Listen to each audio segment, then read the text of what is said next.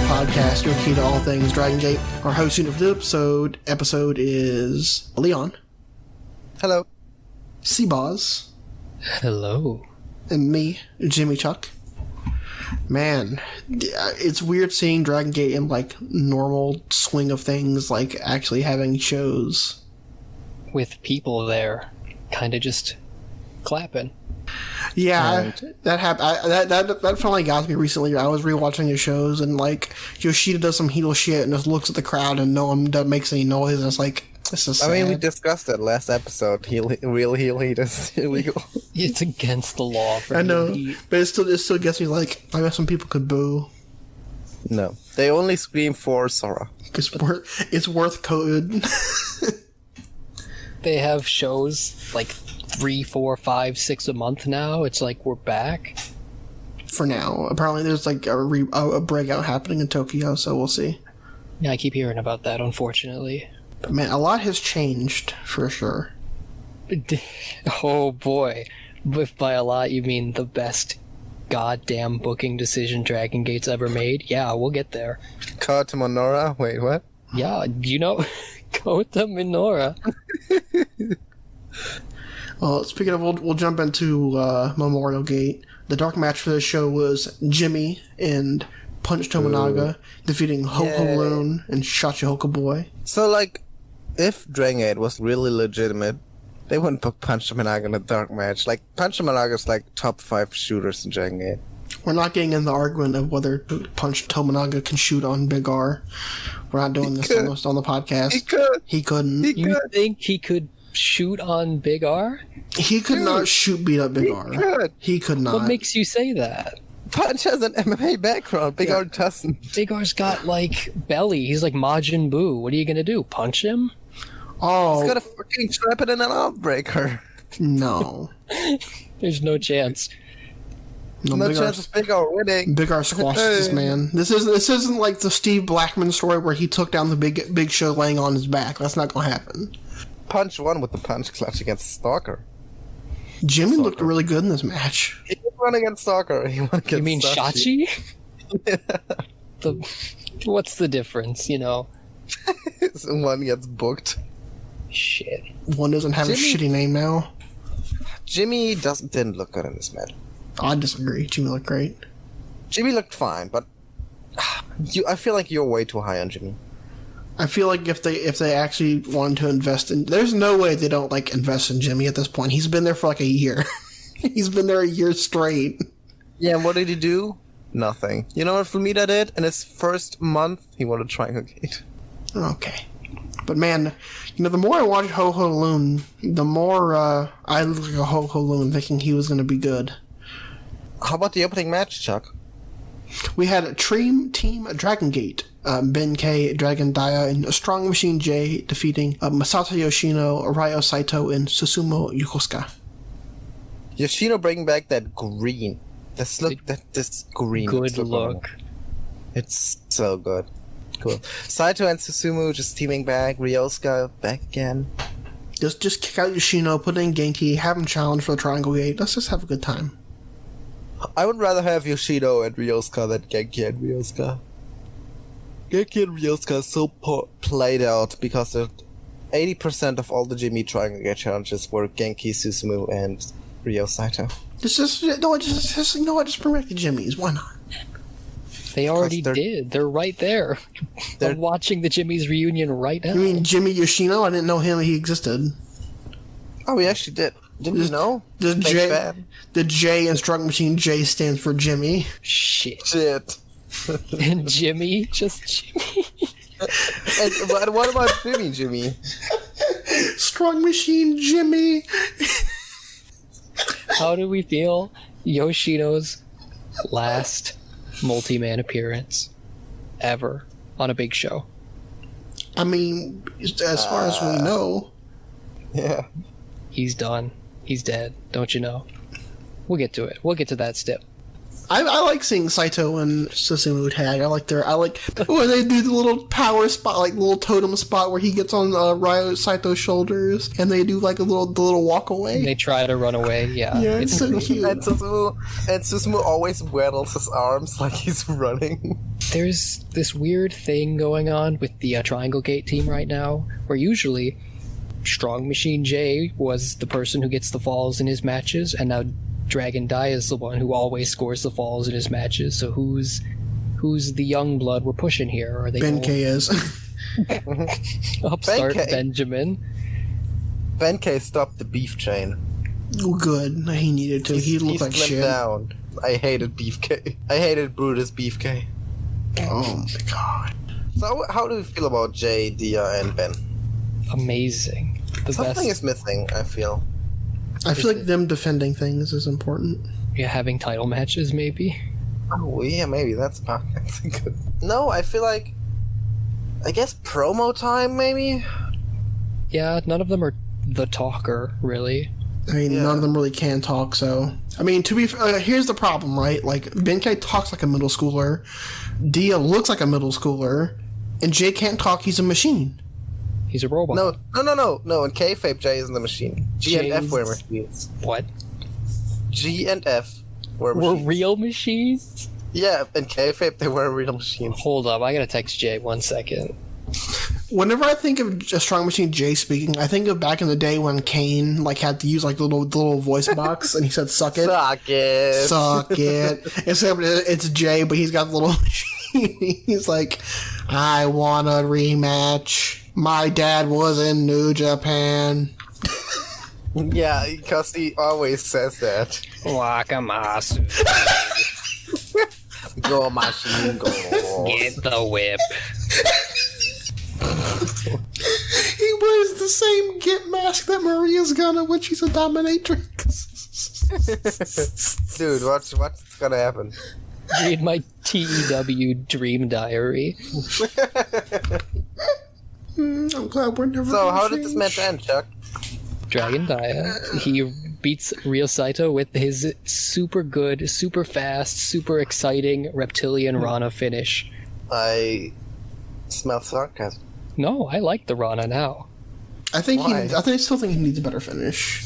Like last time you said, like, do you bite Rana as a finish? And you yourself said no. Now he's got gold. I mean silver. Now he has No. the triangle gate Yeah. title. I can't believe it took us forever to notice that the triangle gate is spelled wrong on the belt. It's the triangle. Yeah, triangle is spelled wrong on the belt. Is it really? Yes. The new ones? Or Yes. All You know three of him. them. The new... Was it spelled wrong in the old ones? No. It's like TRAIANGLE. Wait, what? Yeah, look it up. It's the Triangle? triangle. Triangle. Open the triangle gate champion. It's guess like it it's looks the- like I how guess- you would spell it phonetically. Yeah, I guess it's spelled with a thick Japanese accent. It's spelled exactly how you would sound it out, just like that, for sure. It's triangle. Triangle gate champion. It's fun. I like that. The next match was Kagatora and Kento Kabune defeating Kai and Taketo Kamai.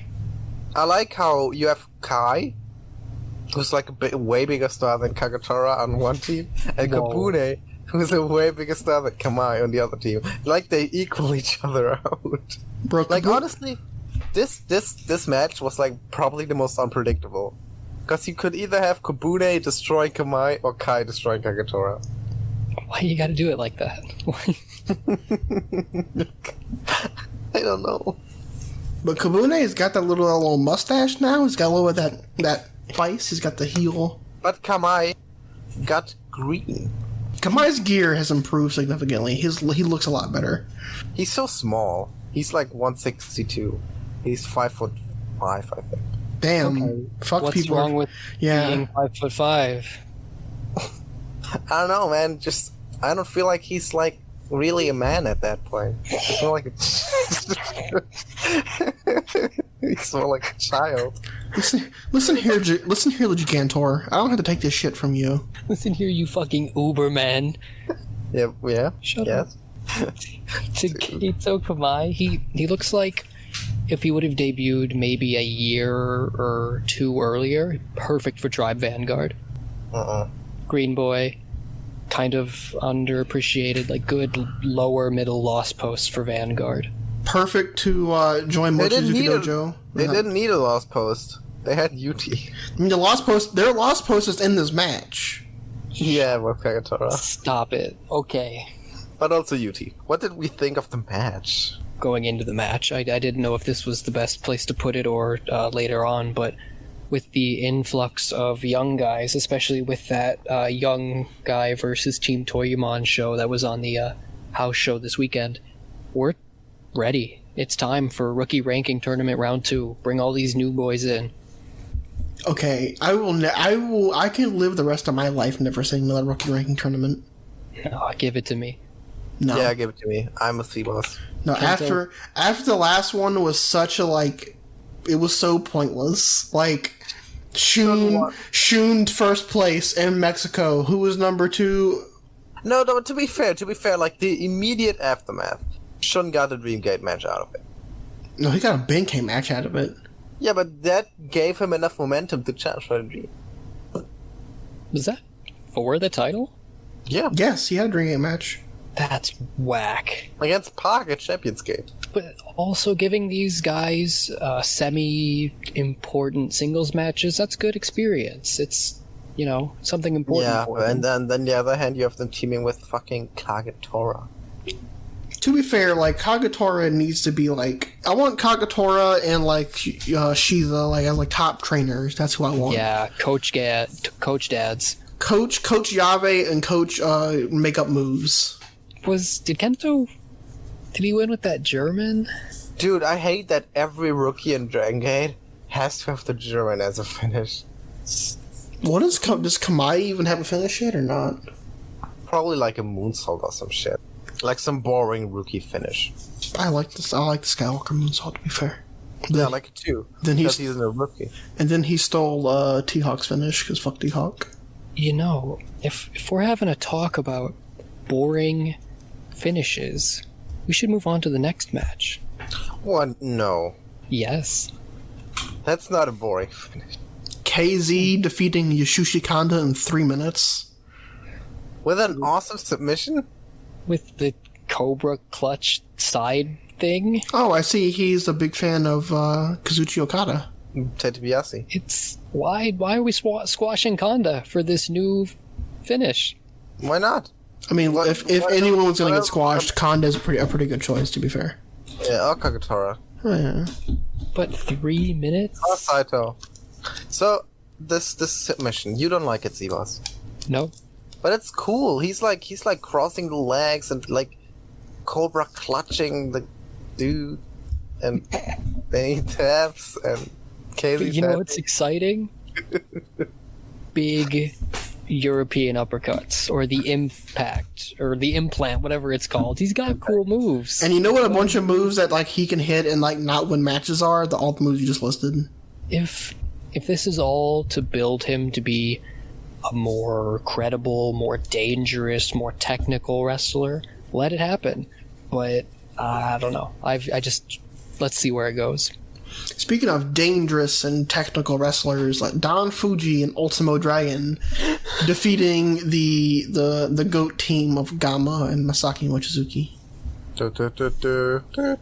I love Gamma and Mochi as a team. I don't like... You fucking cunt, man. Gamma has Stand on Gamma all the time, and Sebas and I are trying to... He's been good only in this tag team, and that's it. It's not my fault. It took him teaming with Mochi to be good. Also, so with the implications of the cage match, does Mochi Dojo still exist or not? Mochi Dojo never dies. He could just reopen it whenever. Yeah, Mochi Dojo is an open policy. You can join, you can leave. But there's no rookies in it, and apparently now it's just Gamma. Yeah, Gamma needs training. He needs to be better. Yeah, see, that was the key. He needed to join Mochi Dojo and get better. Now he's better. Just not good enough to break out of the Lamahi Strawl? No one's good on to break out of the Lamahi Strawl. Does it hurt anyone else's heart to watch people do the fist pump in silence to Mochi's theme? I hate the way he like covers like shh, don't do it, and then he does it. I'm like, don't tease my heart. I'm doing it. I'm in the kitchen, fist pumping, mochi, not waking my neighbors up. I'm just like 3 in the morning, and the neighbors just hear see us go, "She." the Kyushu Pro Tag Champ Genki Horiguchi lost to. Oh, also. You mentioned Kyushu. Fucking respect on Susumu for walking off with the Kyushu tag title. Yeah, boy, Kyushu Pro is the future. As you were saying, the Kyushu Pro Tag Champ. The Big R Shimizu, Diamante, and Kaito Ishida defeated Dragon Kid, Genki, and Shuji Kondo, and Keisuke Okuda, Yamato, and Yosuke Santa Maria in a 3-way Wakayama Rules 9-man tornado tag team elimination match. Chuck, explain the rules. The rules for this match were like, at the beginning of the show, they had this weird like lottery system with food. It was the Umeboshi plum treats, I think, that are native to the area. And two of them were good, one of them was bad. Yeah, so like used to seed your entrance. Yeah, so like, I guess there were 2 rounds, and 3 of those foods, like each team picks one, and one was good, one was and one was bad. And if you got the good and the meh one, you're Gucci for the second round. Well, and then you just one by one, each member of the trio gets to enter the match. So it started off 2 people, Okuda and Kaito and Genki. And then Genki. Yeah, it was I remember it because it was the Brave Gate defenses. And yeah, you're right. And then because of the drawing, one person from the Dragon Gate. Yeah, Dragon Gate got the first dib, which was Maria. And it just seeded one by one every time a person from the drawing first, second, and third trio got to flood somebody in every couple of minutes until everyone was in, and it was a 9-way hell. The first fall was Kondo destroying Maria with the King Kong lariat. And then fucking Diamante, best wrestler in the world, pinning Genki after the Vuelta finale. So were there any more Okuda teases in this? Okuda is a tease. Yeah, but Kaito during the whole match was like, "Come on, Okuda, let's team up." And Okuda's like, "Fuck you, asshole." Allegedly. Because it was so chaotic, there was a lot of time for Ishida to be like, "Hey, Okuda, if you're not doing anything, you could come over here and just punch some dudes with red." And he just wouldn't do it. Yeah, this match was hard for me to follow, so I wasn't too high on it. After this match was like a clusterfuck you could expect, but after the match, apparently, Yamato shoved Maria. He did. He was mad at her. Maria, the new mask. I mean, it has a bit of yellow in it, or just like gold, which is the color of the Dreamgate. The Dreamgate generation? Whatever. You know. But speaking of a gate and generations, the Team Dragon Gate, Jason Lee and Kota Minoura defeated the red team of BB Hulk and Cosmo Sakamoto to become Open the Twin Gate champions. This is whack. We've been asking, begging for young guys to get it, and here we are. It's Jason Lee. That's who they pick? Really? That's the one you have a problem fucking with? Really? I do. That's Oda the one? Deserves it. No, Jason. No. Coda's the one where it's like, one of these is not like the others. The match was fun. Like, BB just fucking taking the avalanche German from Coda. And fucking Coda and Jason doing the midnight hour. Big ending, Kota Minoura. I would like to, at this point, to say, fuck Twitter. Yeah, alright, go. Get it out of your system. So Twitter sent me, I was watching the opening, I think it was like maybe 3 matches in, and Twitter sent me one of the notifications where it's like, you're not on Twitter enough, clearly, so we're going to send you a tweet you should engage with, or under the guise of tweets you may like. And it was Jay's tweet about how every title in the company is now held by someone under 30. So it effectively spoiled both the Twin and the Dreamgate in a single tweet. Did that make you enjoy this match less? Yes. When Kota picked BB up for the gang, I was like, no. There it is. He's not gonna do it. And he did it. I was really happy because I don't like the team of Cosmo and BB. It's just interesting, giving this to Kota already. Of all the... That's my problem. It seems like they're giving it to Kota, and Jason's just there. Dude, But who else is supposed to team with Kota? Okuda, KZ. Maria. Really? But none of those, all those people are Yamato. equal. Get Yamato back in the tournament. All those people are equally as random as Jason. True.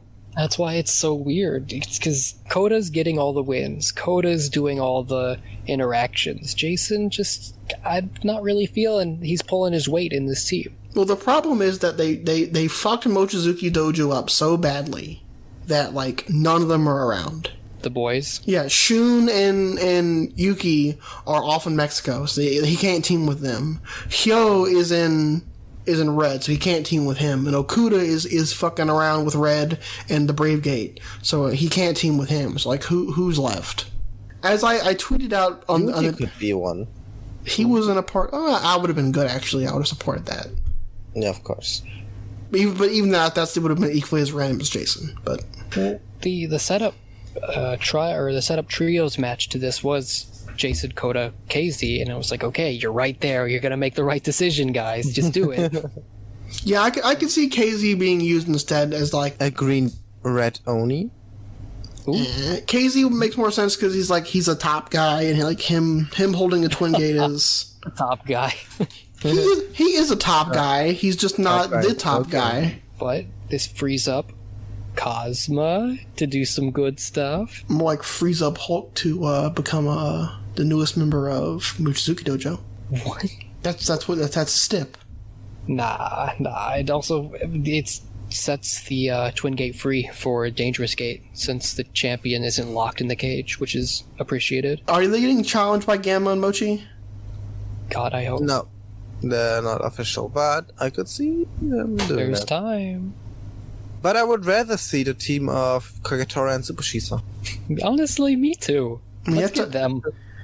No, wait. How about it? Alright, Sebas, how about a Triangle Gate challenge? Kagetora, Super Shisa, Saito. What was the last time Super Shiza challenged for a title? Let me think. The Dangerous Gate 2015 against Tozawa and Punch. Brave Gate.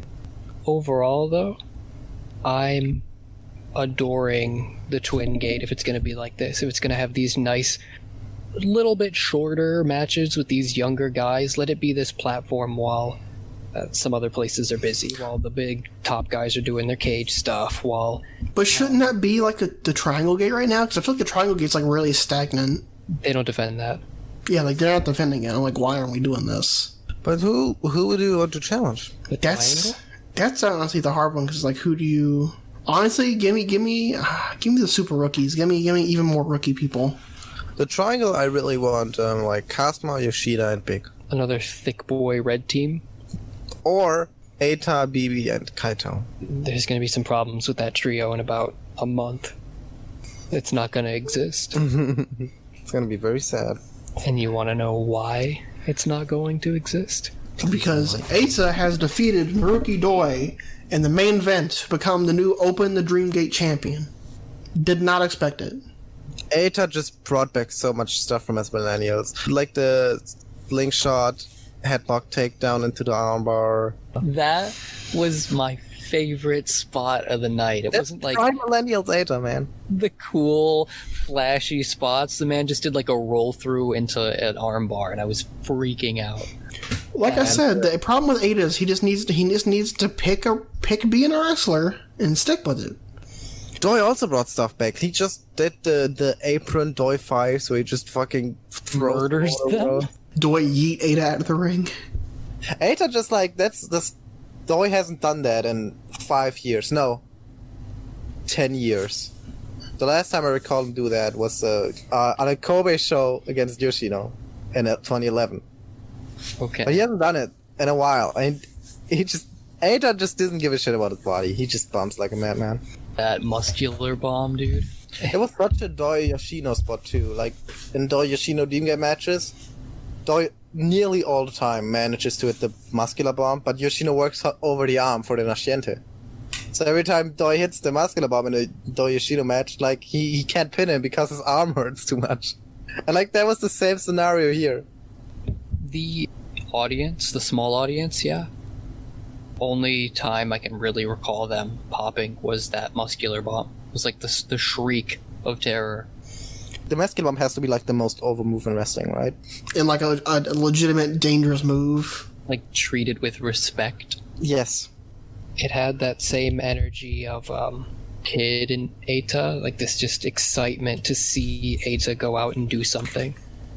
Did you think there was going to be some real shenanigan bullshit? Did you think BB was going to do something? I would have rather thought the shenanigan bullshit would hit Eita instead of Doi. Like it would backfire. Yeah, like a turn, or... No, more like a bad... I would... My thought would have been like Shimizu fucks up somehow. Because that's Shimizu's stick. He's like, he wants to do it Doi and Doi turn. Doi ducks and hits Eita. And then Doi like kicks him. But no, clean match. As clean as a low blow can be. It's all legal if the ref doesn't see it. BB offered him the chair, and he had that sort of wrestle with his demons type thing, and he just throws the chair out of the way, decides to do it the good way. I think it's interesting that Eita won again with the numero uno. It's Just making Doi tab, not the salamander, which was usually like his big match finish now. badass that he's a submission guy, that he You should do the kills you. apocalypse again. Or just the numero uno, but with the clover leaf. Do you think it's worth noting the parallels of KZ getting a submission win and No. Eita getting a submission win against No. Toryumon guys tonight? No. I mean, Eita beat the Dreamgate champion. Casey beat Kanda. But it wasn't just that the match was fire, not just the wrestling. There was this cool will they, won't they character stuff going on. Eita and Doi took turns being just dicks to each other throughout the match. How many of you thought Eita was gonna bitch his way to the win? Did you think he would win clean? Did you think he was gonna rely on red? I thought he was losing, to be fair. Yeah, I thought he was losing because he was busy in the cage. What? How? Ye of little faith. Yeah. Yeah. That's- Eita's got all the momentum in the world. He's clowning Yoshino before this. Young, spry. Would you consider this to be the best match Dragon Gate has offered this year? I can see that just because, like, you know, there hasn't been many, to be honest. I'm thinking back. I'm using my memory. What happened this year? Brain Blast. Yeah, what did happen this year before COVID? Because that would be the only good matches I can think of. I mean, King of Gate happened during the quarantine. Yeah, but to me, like, I'm very much that person where, like, I don't really enjoy matches with, like, no fans. Mm. It's hard for me to enjoy stuff. Honestly, the last great match, Ben Doi. That match ruled, yeah. Maybe Doi does rule. It's a shame that the network's playing all of his shitty defenses now. They're rerunning those He's making up for him now. from the cursed Dreamgate reign. No, it's so clear what's going to happen.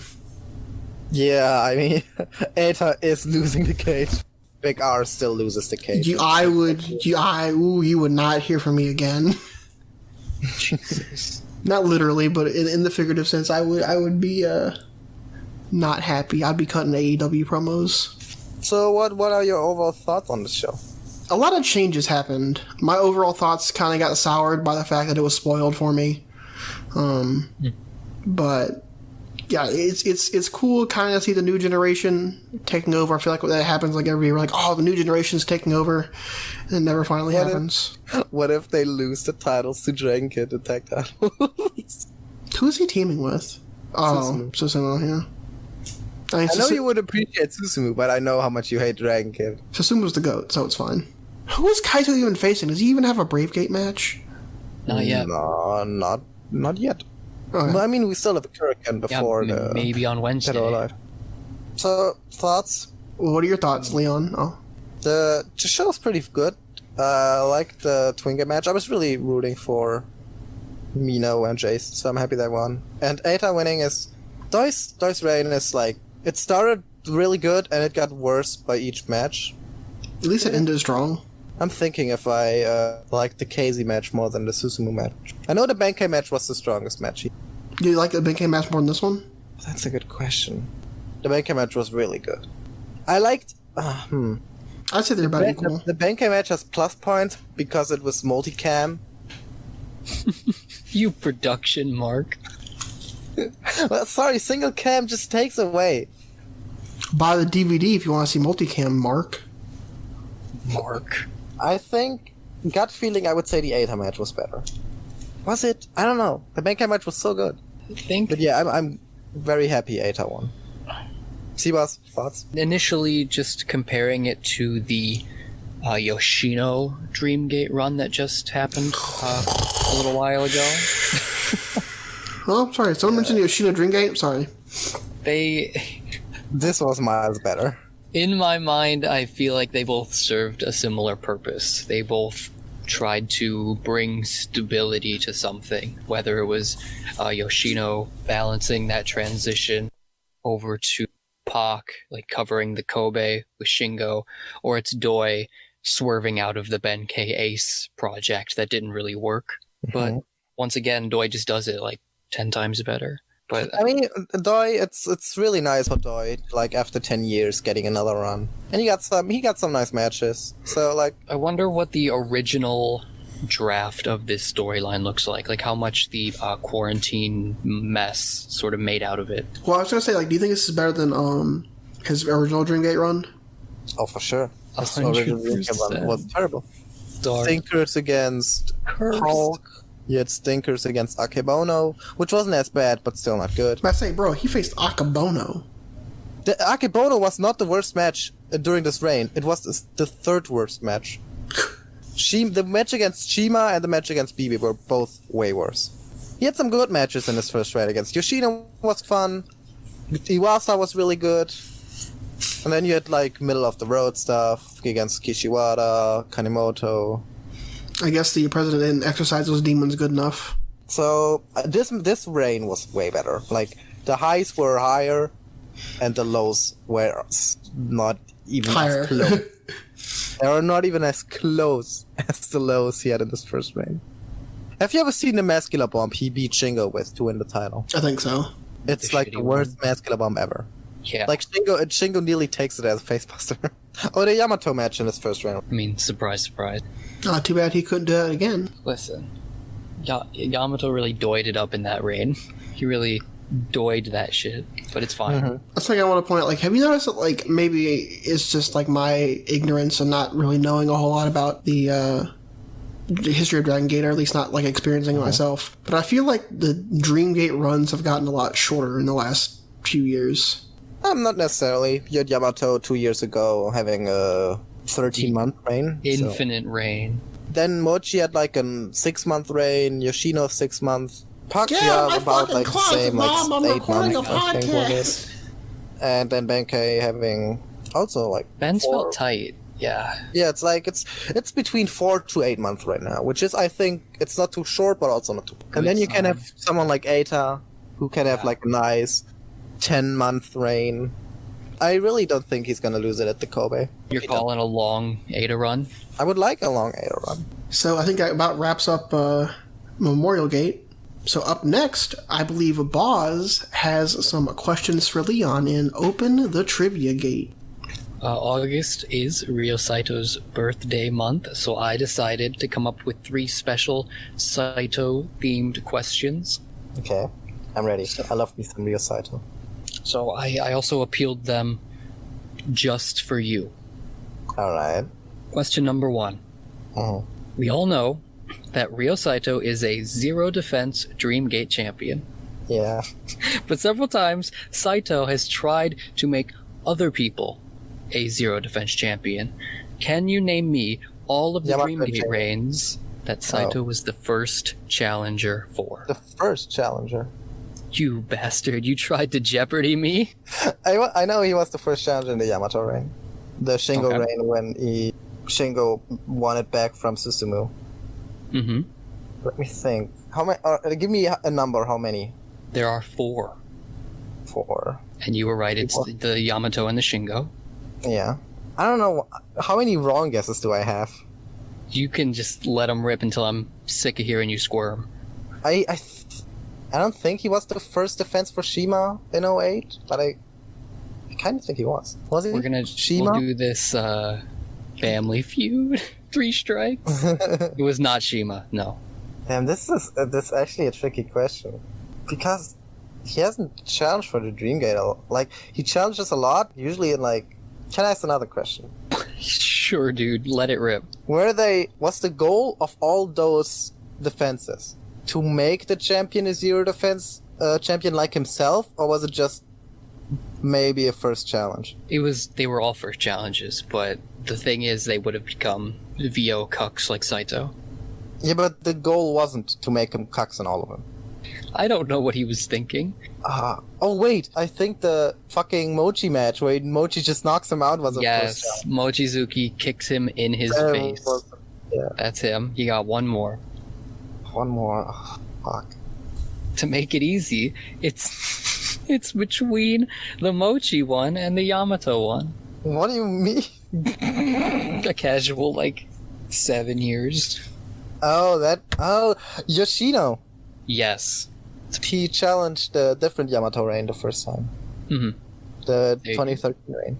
There you go. You're a winner. Next question. Fan Appreciation Day in Korakuen 2013 saw a show full of weird stipulations like a Doi Darts multi-man, a 2-count 3 ropes tag match, and the final successful defense. Those are the best. 2 counts. But it also had the final successful defense of Saito's 600-plus Oware Gate run. Do you know stipulation and the opponents in his final Oware Gate defense? Wasn't it a 4-way? It was a 4-way. I know Fuji, Maria, and Mondai. Yes, but do you know the special stipulation? I've seen that show. It was something stupid.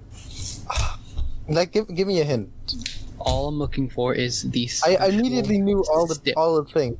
You did. And that you got most of it. Thing. I remember a scene where Maria just.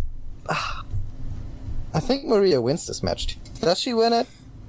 This was his final defense. No, yeah, but the Oware Gate isn't about winning.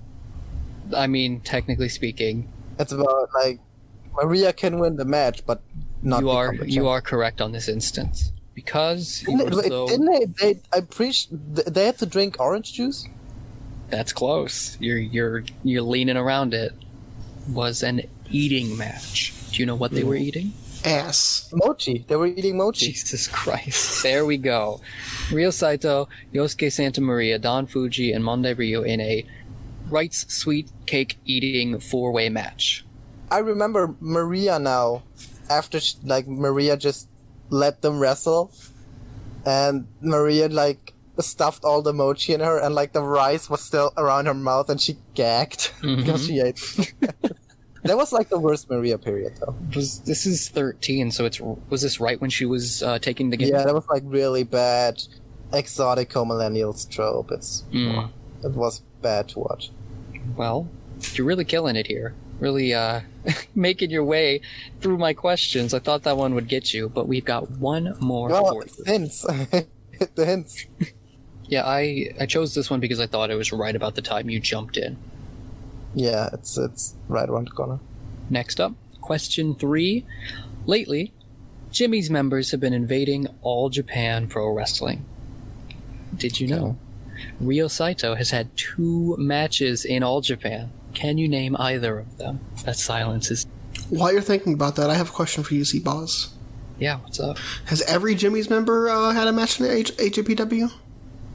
I know M2K had a little run in. Hey, think about your question, boy. It's ain't about you. I'm from the top of my head, I want to say probably all of the Jimmys have wrestled in All Japan. I know. Jimmy's M2K had a run in All Japan. They did? Not Do-Fixer. M2K. You wouldn't put 2 Dragon Toryumon offer matches on a show. This has to be at the 2001 All Japan. You are so correct. Was Saito in a match against M2K? I'm gonna start walking you towards it. Yes, in 2001, M2K did, and they wrestled. Can you name me Saito's two other partners. It was Darkness Dragon, Susumu, and Kanda. Oh, I think I've seen that match, but I've only watched it so I can grab moves for Kanda and the Susumu and Darkness Dragon, of course. So this has to be home army Saito. Correct. So like, Kid would be a decent guess, right? The Dragon Kid Yeah. was not present. Not alright, but Darkness Dragon is there. Yes. Alright, let me think. I don't know if Genki was an M2K yet. It's not Dragon Kid. It's not Dragon Kid. So it has to be home army. It's Mochi and Araken. Kenichio Arai is one of them. It's not Mochi, so it has to be Genki. It is Genki. It's Genki, Kenichio Arai, and Ryo Saito. M2K won that, right? But if I had to guess, I think M2K won that. I know I've seen the match. do you think you have it in you for bonus points to name the other match that Ryo Saito wrestled in All Japan? No clue. It was on... Probably some bullshit battle royal or something. It was. It was the same night as this match. What? Crazy. He wrestled in the Jumbo Surata Memorial Battle Royal that night. If Susumu didn't win that, that's bullshit. He didn't. Bullshit. He didn't. How doesn't he win that with the Jamanokachi? With a lot of hand-holding, you've come to the conclusion. You've defeated my trivia gate. I'm proud of you. So, who's challenging now? You won. You're champion. So I have to defend the belt, don't I? We did back-to-back weeks, you and me. We ran a series. Yeah.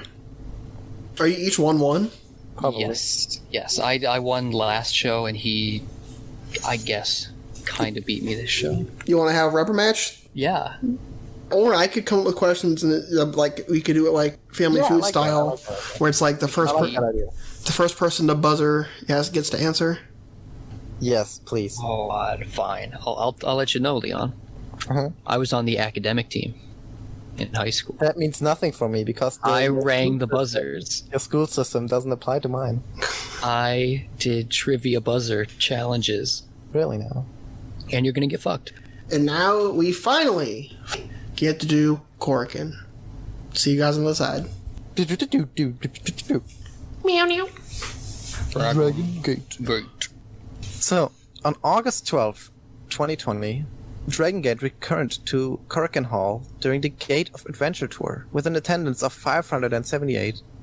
We got greeted to a tasty 5-match card, the opening match being Toryuman vs. Dragon Gate. Don Fuji, Yokosuka Susumu, and Yasushi Kanda faced Keisuke Okuda, Problem Dragon Mondai Ryu, and Ho Ho Lun. After 10 minutes, Yokosuka destroyed Mondai Ryu with the Yokosuka Kata. And I think Okuda just stormed off. He was not happy. Yeah, I wouldn't be happy if I would be teaming with Mondai Ryu and Ho Ho Lun. That's like really an unfair match. Okay, I have a question. Yeah. This Yes, please. this Korakuen, they redubbed the English commentary, right? With how to say, is Ho Ho like on commentary for his match? That's pretty funny. They do Dragon that Gate sometimes. wrestlers are in post. A lot of them are on commentary for their own match. Mm-hmm. I mean, King of Gate, that happened quite a lot. Like, Mochi was the commentator of his matches. His match, he lost to Cosmo in the first round. But, like, I think that's cool because, like, if we could speak the language, that would be, like, an insight. Mochi can tell you, like, why did I do the Dragon Screw now? And why did I slap the figure 4 on? Like, something like that. Kind of like director's commentary. Yeah. Thought on the match? I think it was forgettable. I distinctly remember Okuda going beast in this match. Just really, he's becoming this like undercard star. He's not really doing anything with it, but I'm finding myself really liking him in these. Quite some time now. He's great. I love that he's a fixture in Dragon Gate now. He's becoming like Kagetora in the fact that I just want to see him Please, wrestle. I want Okuda to succeed. That's what I'm saying. Like, he wrestles, and I want to watch him wrestle, but they just don't do anything with him. No, they do. They do something with him. He's in a pretty big storyline. He's a pretty big storyline right now. Kagetora does nothing. So, match 2. Yeah. In an epic clash between two Toryumon legends, we got Konohama Ichikawa facing against the lean, clean, tanned muscle machine Ryo Saito, who beat Konohama after 8 minutes and 48 seconds after reversing a nasty figure 4 leg lock. Ryo Saito's getting a little thin. He's getting in that Brave Gate shape. In He's that getting Dream weird, Gate shape. Yeah, there we go. Not gonna lie, Eita versus Ryo Saito is my most want Dreamgate match right now. Me too. I'm so And excited. I'm not saying that as a joke. It's sad because Kurikan can't make noise, but think of like Eita still as a heel. Just like being sadistic and an ass to Ryo Saito the whole time, and Saito just fighting back, just rallying the crowd behind him. Like, imagine how good this would be. Am I wrong, or did he debut the Imperial Uno against Saito? No, you're wrong. Well, fuck He me, I did guess. squash the fuck out of Saito. Yeah, I remember very early. He's been doing the super kick since the millennials. but wasn't dubbed the Imperial Uno then. It was dubbed the Imperial Uno with the Saito match. So this was like the normal, the Okay. basic Ichikawa Saito comedy match. It's fun every time, but good. You guys got any extra thoughts or? No, it was a comedy Saito Ichikawa match. Like, you say that, but it was still pretty great. But it truly They're it pretty was. good, yeah, but like It it's was like, what it was. you know what you're getting into. Gamma and Mochizuki, which is Chuck's favorite tag team, faced off against my boy Yoshida Takashi and C-Boss boy Kazuma Sakamoto in an epic 8-minute match. Mochi won after reversing the Cyber Bomb into a Hurricane Rana. I like this match. But no, I love Gamma and Mochi. They're my favorite team right now. It's the only way you enjoy Gamma. And for real, they had that banger match at during the Twin Gate tournament. Against who? You don't even remember. It was You're really gonna do him like that? it's Yamato and somebody. It's Yamato and Benkei. If you praise him, you better remember them. It's Yamato Benkei, isn't it? You don't remember? It's It's Benkei and somebody. I want to say Yamato because I'm gonna think that team. Yamato team in that tournament. Fuck yeah, I was right. I'm such a genius. So, T-Boss, what are your thoughts on this match? Why? Who the fuck is Susumu and Dragon Kid when Mochi and Gamma are out here beating tag champs? Why aren't they challenging right now? Well, didn't they say like in the post-match promo they were coming for the Twin Gate? Like, I'm pretty sure they did. But I want them now. They're ready. They beat Kazuma Sakamoto and Twin Gate King Takashi Yoshida. Give them the shit. I'm fused. They beat a former Twin Gate. They beat the former Twin Gate champ, but can't Exactly. can't It was give a right. challenge. You were right. Damn It right I okay. was. Why do we have this filler defense? All right. My line of thinking that now that you have Mino and Jason as champs, would have made sense to give you heel challengers, right? So why not Yoshida and Kazuma? Because they just beat Red. Let them do something else. And my logic, the reason I picked Mochi and Gamma to be their first challenge is because like these are two veterans who are unaffiliated with like Team Toryumon, and I'm sure Mochi has the ties with Minoura because of their Minoura comes from Mochi Dojo and got in by slapping Mochi. They have that tie, and it would be a safe veteran team for them to face that isn't going to get hurt by the loss. So, All right, C-Boss, thoughts on the match? This happens a lot. The whole business with Mochizuki carrying two successful teams, successful units, but this man's really strapping it on this time. Gamma can't even do his spit spots. He can't even do his water spots. What is he even alive for? to do Sky Twister presses, I guess. Oh, because of COVID? Yeah, Really? He hasn't done them? I No. never noticed. I would hope not. He hasn't been doing it for a while, I don't think. I think he stopped before COVID. That's like Gamma's bread and butter. The Spitting on only people. real reason I can see them not challenging is because Mochi's doing the Noah tournament. the, The N1. next. So maybe they don't want to overwork him. We have Toryumon versus Dragon Gate 8-man tag match. Ultimo Dragon, the principal. Naruki Doi, former champion. Dragon Kid. And Shuji Kondo, the muscle. Versus the KZ.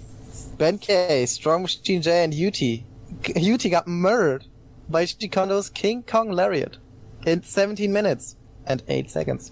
This match was fun. Shuji Kondo can go back to AJPW. You're gonna hit my boy like that? He's fragile. You can't do that. The first thing UT does in this match is domes himself.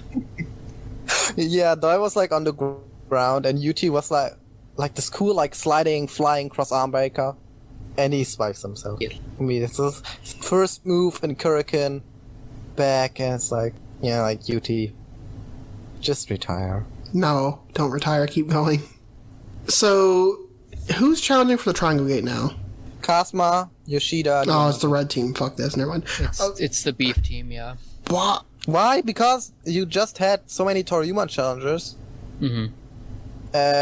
Dragon Kid, Susumu are busy, so you have like Genki, Kanda, and Kagatora, and who gives a fuck about that? What? Genki also busy with Kyushu. So you have like Kanda, Fuji, and fucking Yashi? Didn't like Fuji and Yoshino and someone else challenge it recently? Kanda. Oh, well, Yes. what a fucking all-star team.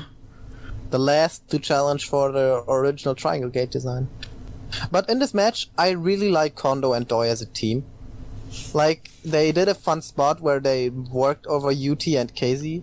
I think KZ was laying in the middle of the ring, and Kondo Kubinage'd UT onto KZ, and then Doi came in, Yeah. and Doi fived him onto... No, UT was laying, and KZ got slammed.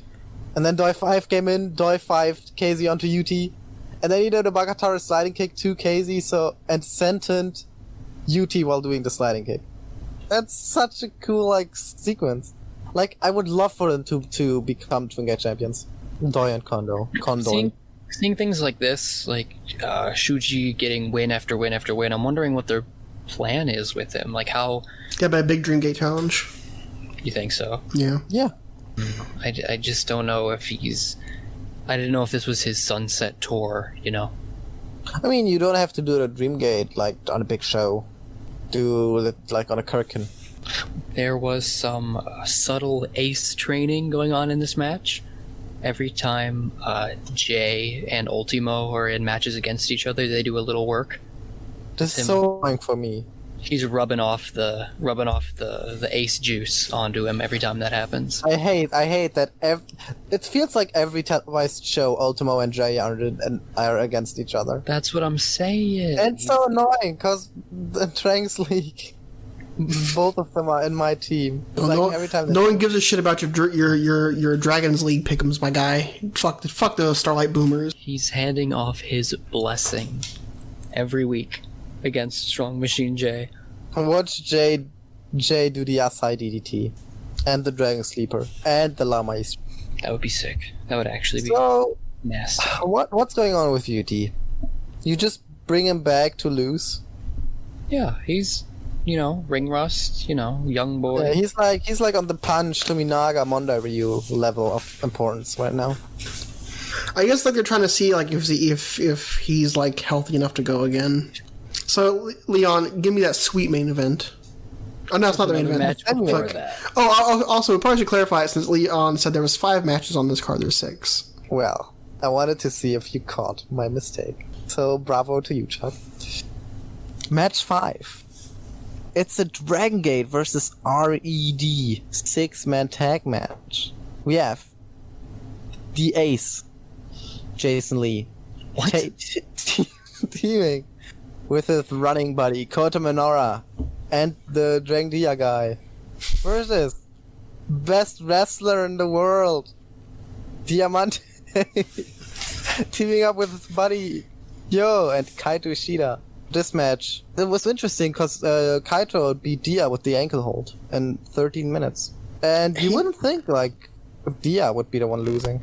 He needs a name for that move. Ankle hold is fine. No, he needs a name for it.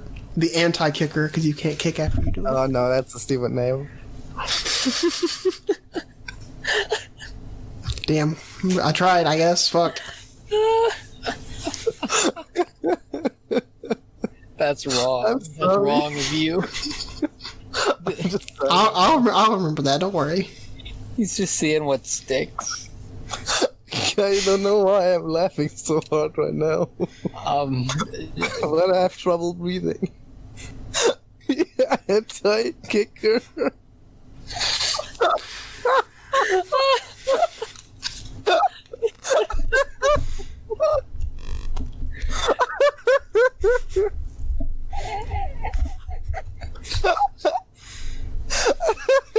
you need to drink some water, my dude. I can't breathe. I'm like crying, laughing. It's just like Chuck trying his best and me immediately going, no, that's stupid. Shut up. Like, name me one wrestler who has named his ankle hold. Taguchi. But he also has, in his gimmick name, has the name ankle hold in it. So, I have a good idea. What's that? Anti-kicker. That's a fucking stupid name. Who the fuck thought of that? I got one. Ready? Yeah. Kaito Ishida locks you in the ankle hold, and Jay goes, "He's got him in the no steppy weppy." The Anky Breaky. Boo. There was a tweet going around that Jay made about how Dia drops to red guys. Yeah. Yeah, no, I think every member of Reds beat him except for Hio. I'll dig up the tweet to verify. So maybe there's something going on with dark. Dia joining red? Yeah. I mean, pink is really close to red, so honestly, a pink heal unit would be kind of dope. So, can you please, Leon, explain to me the you're rules? Right. Hyo did not win a fall against Dia. Yeah, I'm right. You want to ask me something? I was going to ask you, can you please explain to me the rules of the main event? Yes. It's like a key hunting match. I'm sorry, not all of us have watched, every episode of Dragon Gate on the internet. What the fuck is that? Every Episode of Dragon Gate. You don't even know what's called Infinity. Bro. That's an episode. Would you watch episode 57 of Dragon Gate? Bro. Okay, so the key hunting match. It's an old concept. The last one was in 2013. Alright, Chuck. Your favorite wrestler won the last key hunting match. Guess who it was? Tozawa. No. He won against Tozawa. Was it Dragon Kid? No, wasn't in the match. Well, who was in the match? I can't say. Jesus. Your favorite wrestler, man. I don't think Kadai is in Dragon Gate. No, your favorite wrestler. Big R? He let your favorite unit at the time. Oh, fucking T-Hawk. It's T-Hawk. T-Hawk won the last one where he challenged Yoshino. So the key hunting match is, so you have to pin someone. Then you get to choose one turnbuckle. And behind the turnbuckle. So in this match it's different because there is no key. So you have 6 numbers. 1, 2, 3, 4, 5, 6. And 6 turnbuckles, right? And after you pin someone in this match, you get to pick up the turnbuckle you want to, where one of those numbers is hidden. So, in this match, we had 5 falls, and the last guy who didn't get the pin, he got the last number left. So this match started with our boy, Kai, losing to BB Hawk, who drew the first number. It was the number 4. Second one, Kai stole a pin on Yamato, and Kai drew the number 2. Then 3 minutes later, at 17 minutes, Yoshino rolled up Shimizu. Oh my god, I'm just realizing every pin happens to Shimizu after that. Yeah, he got 8 So stone. Yoshino rolled up Shimizu, and Yoshino drew number 6. Eita, again, fucked over Shimizu. So- Eita drew number 3, which he was happy about, which is fair. So it's known as over the top rope. Was it over the top rope elimination? Yeah, pin, sub, or over the top. That's weird. Yeah. And then Yamato, which I really love. Yamato brought back the sleeper hold. I love Yamato's sleeper hold. He doesn't do it enough, I think. He only does the Galarian to Franksteiner. Do more sleeper holds, Yamato, please. He choked out Shimizu, and Yamato drew number 5. Yamato was very upset. Which means Shimizu, who got pinned 3 times, And it did not win another once. name, got the best number. Yeah, that's right. Big brain Shimizu. Big brain!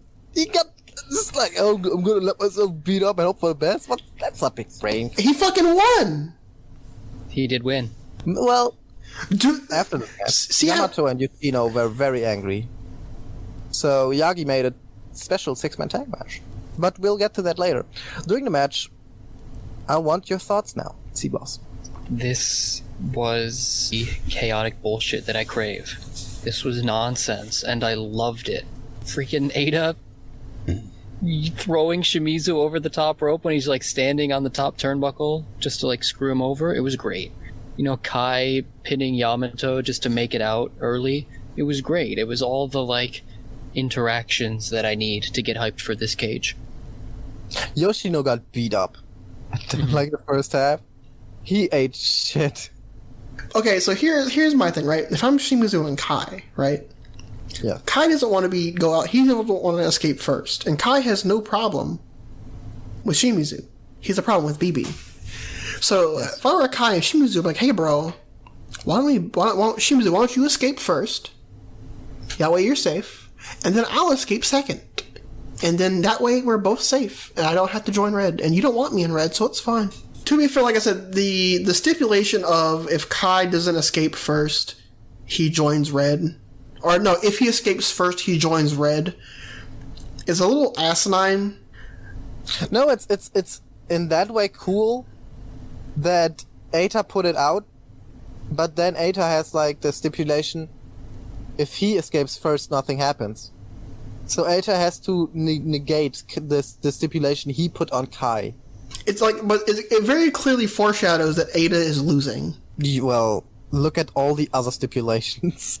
Yeah. None of them is realistic in any way. But also, like, the fact that You Ada... have Big R going back to Ryotsu, Yoshino shaved bald and retiring immediately. Yamato, what was it? Wearing all white gear, wearing a bathrobe to the ring, and having to do the introduction with Yagi every single show for the rest of the year. Kai's was like, he escapes first, he joins Red, and if he loses... Doesn't escape, he's out of Dragon Gate. He leaves Dragon Gate, yeah. So, but the fact that Eita basically said, "Hey, this is a free way to get Kai into Dragon Gate or into Red," kinda probably doesn't sit well with BB. So the stipulations are interesting this year. How do you guys feel about them? Oh, I hate them. They're too obvious to see who wins and who loses. It doesn't really upset me as much as it just... I just don't like. It's not upsetting. Like, it's just too clear who's winning. I'm gonna remember this, and I'm gonna have a good ha-ha in like 2 weeks when Yamato's naked for the rest of the year. Oh, that's hot. Here's my prediction: it's gonna come down to Yoshina and Ada, Yes. and then they're gonna get to the top at the same time, and BB's gonna be there waiting for him, and he's gonna fuck over Ada because Hulk has no beef with Yoshino. That's all Ada. Well, everyone has beef. Why would Hulk not fuck over Yoshino? Because fuck Ada. Fair.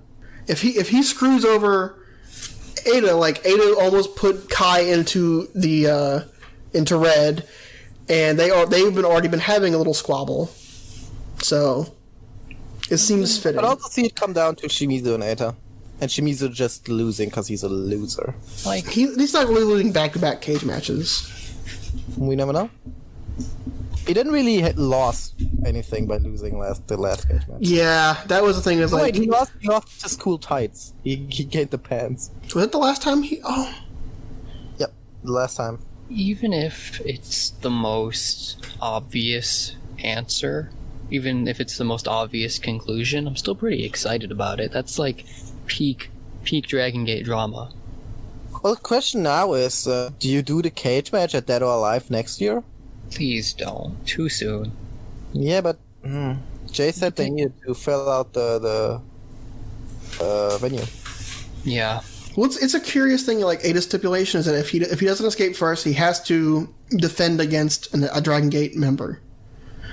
But if he loses, Who do you want Eita to defend against? he's gonna do. Want, not see most likely. Want. I would like Maria. Why not? That you don't immediately say Kai. Kai and yeah, fuck yeah, I forgot Kai and Ada did have that good match. Yeah, I guess Kai would be a good choice. I don't really want any of them. Kobe's coming up. I don't know if they wanted to use this as a vehicle to get a Dream Gate or a Dragon Gate guy in the main event, but that seems like a weird way Kobe, to... no, Gate of Destiny is before Kobe. Is it now? Whole month. So we've got Dangerous in September. Nothing in October. Origins at the beginning of November, and then Kobe in the middle? Gate of Destiny is beginning of November. And Beginning Kobe, of November. Do we have confirmation that Gate of Destiny is actually happening? yes. So I think so. Maybe I think so. Why wouldn't it? And then a final gate, presumably a little bit after that. Like, this could be a good run for Eita to collect a lot of keys in a really short time. So screw it. Give KZ one more. Throw him in there. I say KZ, I And then don't... let him turn off of it. I want KZ out of Dragon Gate. Oh, we forgot something. What's that? Kaito Ishida match. We got a new Oni. Yeah, a new demon came out. Who do you think it is? The obvious choice would be Okuda. I think that's the red herring, though, that everyone thinks it's Okuda and it's not. But then it's like everybody thinks it's not Okuda because Okuda is too obvious. It's just the double swerve. It's, in my heart, it's KZ. I would like to be Maria. See, the best part about this is I love all answers that were given. I think KZ's actually a good option. Kill KZ. He's gotten so much better since the last time. He's learned so much. He's been really good since Matt Blanky. I mean, no offense, Big Dog ain't exactly winning as face KZ. So like, but no, I think it would be beneficial to him to be like, you know what, fuck this Dragon Gate shit. Alright.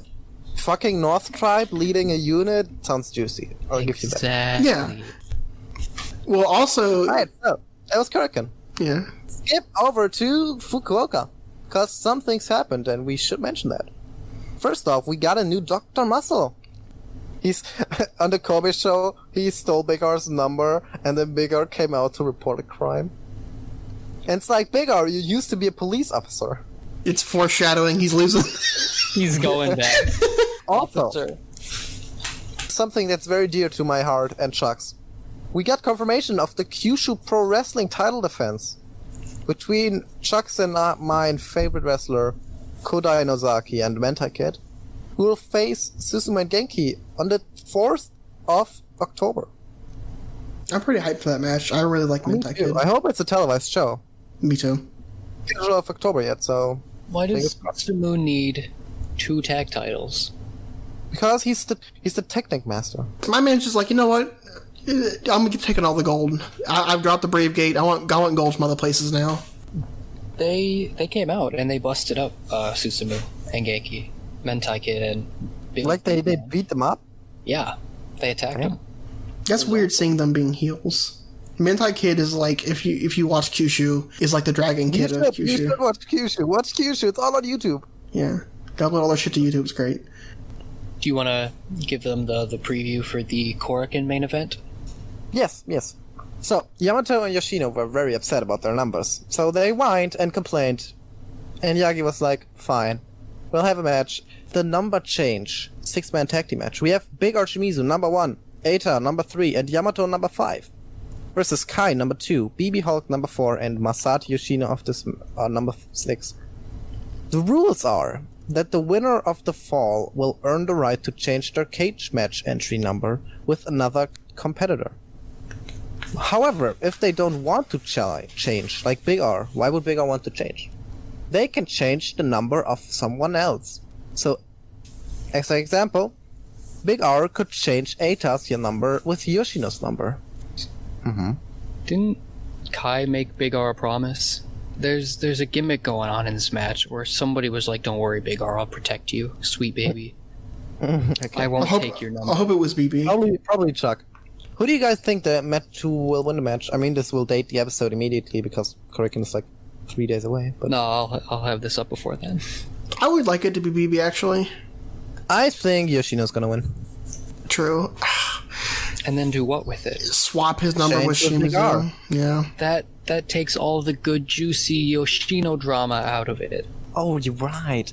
Alright, Yamato could win and change with Kai to be an ass. I think it's gonna be Yamato. Changing with Kai or Big R? I think it's gonna be him changing. What if he changes with Yoshino? Yamato is gonna change with Kai and be like, I can escape with Shimizu in the cage. That's not a problem for me, dude. Oh, that'd be real. That'd really fuck up. That'd really mess up Team Dragon Gate. Mm-hmm. And then when If Yamato changes with Kai? yeah, that puts. Well, Yamato was pretty pissed at Kai, so... And Kai did steal the pin to draw his number. Yeah. Well, I think that wraps up this episode. Dragon Daya. Welcome to the Dream Key Podcast, your key to all things Dragon Gate. Our host unit for this episode is Seaboz. Did we just jump from September right to February? This isn't funny anymore. Leon. Oisu! And, unfortunately me, I guess, Jimmy Chuck. I'm being bullied already. I'm glad. Let me sulk in my pain. How is everyone doing? It's just pain for various reasons. Certain challenges, certain losses. Some blue pants. So this episode will be covering Cork and Hall, the Dangerous Gate following that with the cage, and then the fallout of the cage. And in between, we'll have a little trivia gate, a special edition, a mono trivia gate, the first of its kind. Starting off September 9th, 2020 in Tokyo in Cork and Hall, Stormgate 2020 had an attendance of 658 people. We kicked off our evening with a tag team match of Genki Horiguchi and Ryo Saito versus Masaki Mochizuki and Gama, with Genki picking up the win with the backslide from heaven. Your favorite tag team returns once again. I like both of these teams a lot, so I like this match a lot. This match was awesome. Everyone was on their game in that match. Like, I don't know why was it so good? What made this match so good? It was just so much fun. Mochi and Gama were pissed they weren't challenging for the Triangle Gate. It's like, you know what? We're gonna go hard to prove we deserve it. And then they lose. Yeah, I don't know where that puts them in their what seemed like inevitable Twin Gate challenge after this loss. They won one match. But they're a team, and we're kind of lacking on hot twin teams right now. No, we're not. You have three huge units where you can make any combination of wrestlers. You can make Don Fuji and Kagetora challenge for the twin. You can make I said a hot team. Don't blame me. You can make a hot team. You want a hot team? How about some Ryo Saito Jimmy Kanda action again? Wow, Boz isn't even gonna sell it. Nope. I'm gonna keep all 5 seconds of that silence so you can think about what you just said. Maybe someone like UT, like let the team Dragon Gate challenge itself. Put UT and Yosuke together. Do something. Or UT and Kai would be a cool challenge. Oh yeah. Oh, fuck. Now, speaking of red people, we have Okuda and Hyo in a singles match that lasts 2 minutes before going to disqualification. I love it. I love short matches, so this was right up my alley. Okuda just beat the shit out of Hyo, which makes you think, like, if Okuda really was the demon, why would they just let him beat, like, one of their guys to shit? He beats anyone he wants. Like, he was slapping around Benkei at this show last night.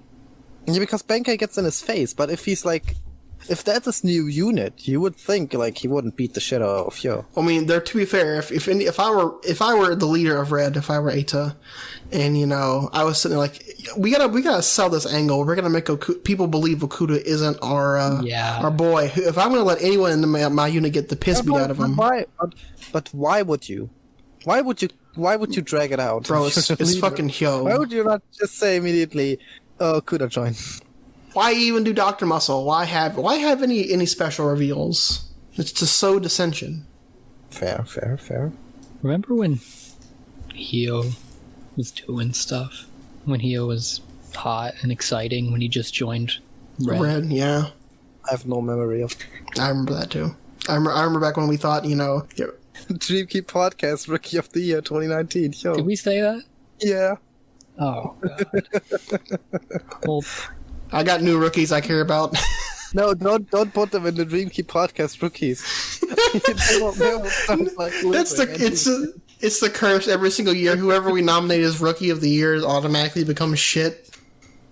Yosuke Santa Maria and Punch Tominaga defeated Takashi Yoshida and Diamante, with Maria picking up the win with the leg roll clutch. Man, Maria really came and clutch there, huh? Fuck off. Jeez. Again, roll up, shut up. Not Doesn't like a count, good yeah. win. It's not a good win. It's not like a I beat Yoshida. She could have beaten Yoshida with the Naryuchi, to be honest. She should have. Like Ishida, the whole build of the match, the Brave Game match was, oh, Yosuke is a comedy wrestler. Why not beat Yoshida with a Naryuchi? I guess because Yoshida was challenging for a Triangle Gate. But like, why not switch Mochi and Gamma and Yoshida and Diamante around?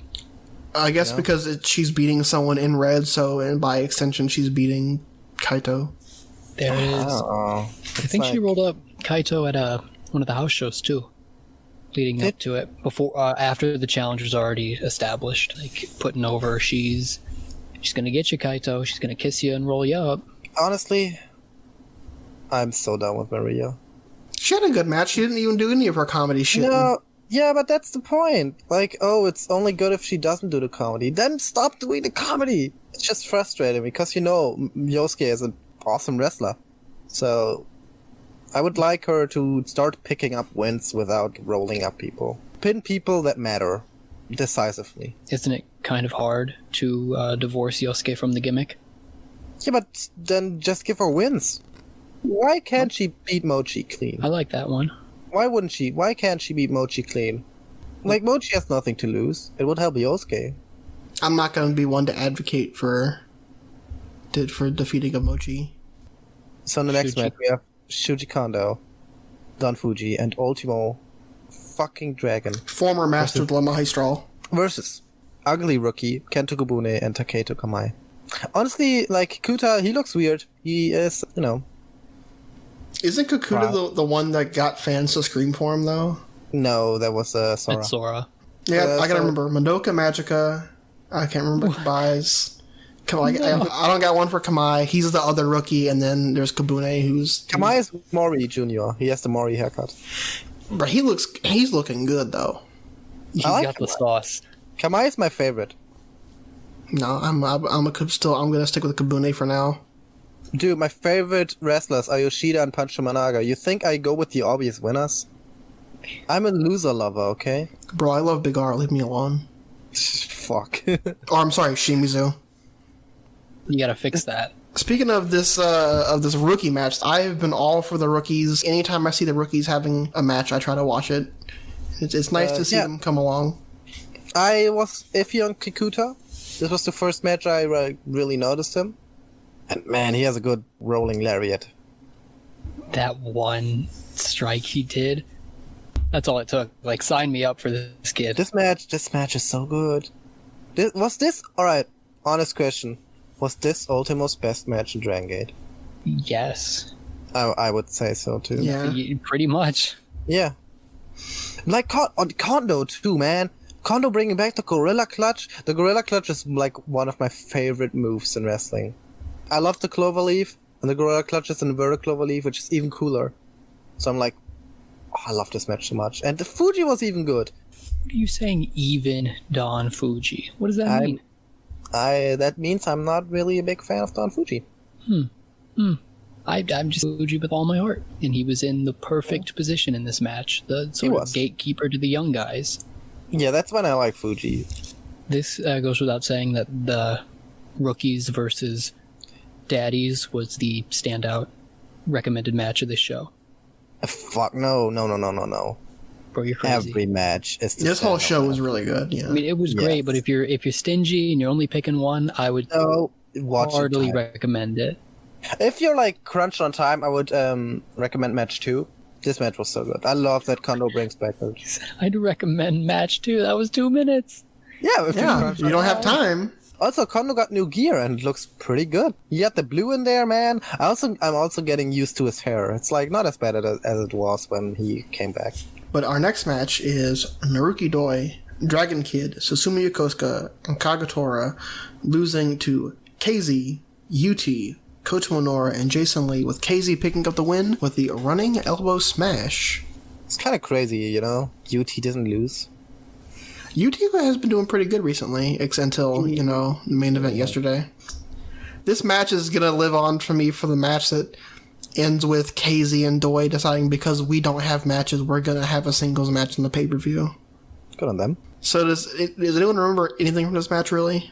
I remember being very not happy about Kagetora dropping the fall.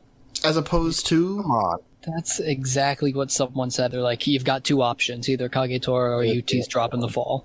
You know, like, if you see this match, you have Naruki Doi, Dragon Kid, Susumu Yokosuka. That's 3 big names. And then you have KZ, that's a big name, and Kota Minoura and Jason. I think that just shows how much the generational war benefited Kota, especially Jason, though. Remember when we talked to J-Chuck, and he was like, I want Jason to do more, and we were like, yeah? My thought going into this generational war would be Jason would be a low Carter. But he's like one of the big names they have. And I love it. Like, it just shows that the generation war, while not being everyone's cup of tea, does have some huge benefits. Especially like Minoura, Jason, Ishida even. So my curiosity with Kota is, like, I'm still not the biggest Kota fan. Sorry, Kota Minoura fan, if you're listening. You know who you are. But I feel like it's curious to me to see where Shun and Yuki come back, when they come back, where they're going to come back lined up or compared to Kota. Honestly, fucking Minoura and Jason versus Yuki and Shun would be a fucking tremendous twin game match. Yeah. But the thing is, like, I want to know where they would where they're going to end up stacking up with Kota and Shun more than Yuki. Yeah. Sure. But Shun would be in a team with Ben, so he had his role of dropping falls. But yeah, Jason and Kota, I like Jason and Kota a lot as a team. I feel like they have the chemistry. If they keep teaming, they could be the next, like, Doyoshi, Takayama, Yamakong. Like, the next big twin team, you know? I do like their finish. The new weird magic killer. It's called Gear Switch. My name was Gear better. Switch, Yeah, I like your name better. which was The butterfly effect. pretty good. Gear Switch is too much Minoura, to be fair. And doesn't that just kind of sum up this team? I would disagree with you with the Dangerous Game match. The Dangerous Gate match, yeah, I'm going to make a very specific point about how that's sort of the turning point for me on this team. But we're not there yet. Yeah, we got a little more to go. Our semi-main event was Benkei and Dragon Dia versus Kaito Ishida and Kazuma Sakamoto, and Kaito Ishida picked up the win against Dragon Dia with the Tiger Suplex hold. I think this was the worst match on the show, but it was still pretty good.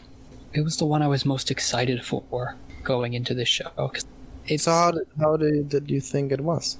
every single day, words cannot describe my, like, consistent growth of the love in my heart for Kazuma Sakamoto. He's good. My God. If you switch Kazuma with Kaito, I agree. He's so good. Oh, Lord have mercy. Oh, I just decided to, like, use Naomichi's new Knee. finisher. The wrist clutch thingy. The true Tiger King. It's like, fuck. The disrespect is real. They don't book me. Fuck, I'll steal your move. do you think Benkei Dragon Dia is the worst combination of the Triangle Gate team? In a tag sense? No. No. Would you probably rather not. have Dia J together? No, Or you think that's worse? Ben J is worse. No, I'm saying Ben Dia is the best combination. What on God's green earth? You have the power with Ben and the flying with Dia. They're a perfect fit. Yeah, Ben J is definitely the worst of the two. Ben J. Okay. Mostly because I have Vietnam flashbacks to their singles match. No, Jay has gotten really good. He's gotten good, but I'll never forget that match. And in our main event, the six-man... We said nothing about the match. The match was... You said it. It was the I worst told you. match. It was pretty It's- forgettable. Sakamoto's a beast, a god, a fiend. Anywho, our main event was a 6-man number change tag team match, so the winner gets to change any 2 participants' numbers, including themselves, if they would so choose. It was Big R Shimizu with the number 1, Eita with the number 3, Yamato with number 5, versus Kai with the number 2, BB Hulk with the number 4, and Masato Yoshino with the number 6. And Big R Shimizu rolls up Masato Yoshino with the new perfect La Magistral, the Shimizu's La Magistral. Can we call it Cop Clutch now? Oh, yes, that's perfect, actually. I never want to hear that shit out of anyone's Pop mouth Clutch.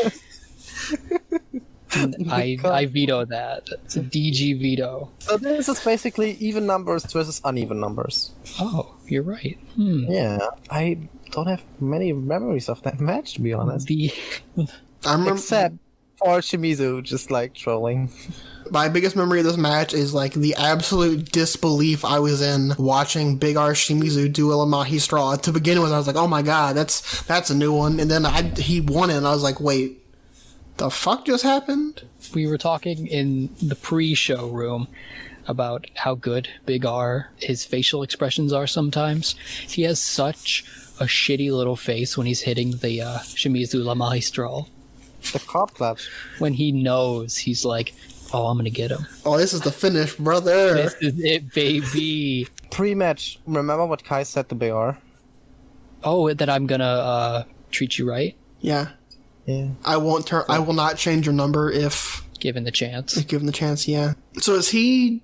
Yeah, Shimizu wins, and every single person has to come and bow before the greatness that was Big R. They have to prostrate themselves in front of him. They have to prostate massage Yeah. BR. Yeah.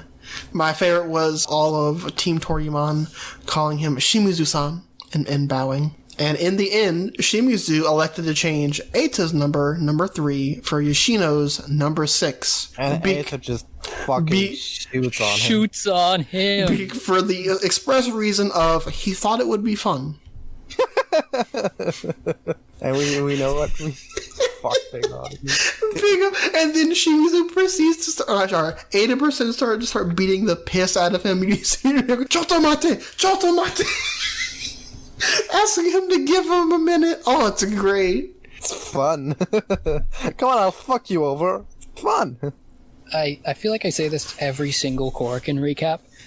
Wrestling sometimes isn't always the spiciest, but these are perfect story moments. We get to advance, we get to have a little fun with these exchanges, like everything we just talked about, and it's perfect. I feel like Dragon Gate's sort of monthly structure is so clean and so perfected. In Dragon Gate, there's very few matches I remember. Lots of moments I remember, which sounds shitty, which is like, wrestling or the Fed, we're making moments. But, I'll remember Big R's face when he grabbed Doi for the shot put slam when he turned him. I will always remember that face. Like, things like that. Do you remember anything from the match? Do you even know what the match was? It was Doi and Shimizu versus Yama Hulk for the titles. Yeah. Very good. So what do we think of this Korakuen overall? All awesome. Hot. No match went over 15 minutes, except for the main event, which lasted 27 seconds longer. And I love it.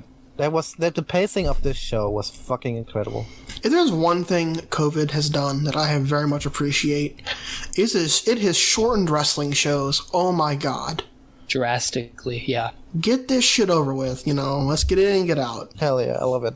Love short shows, man. A nice 2 hour 30, that's all it takes. So, do we go into Trivia Gate? Yes.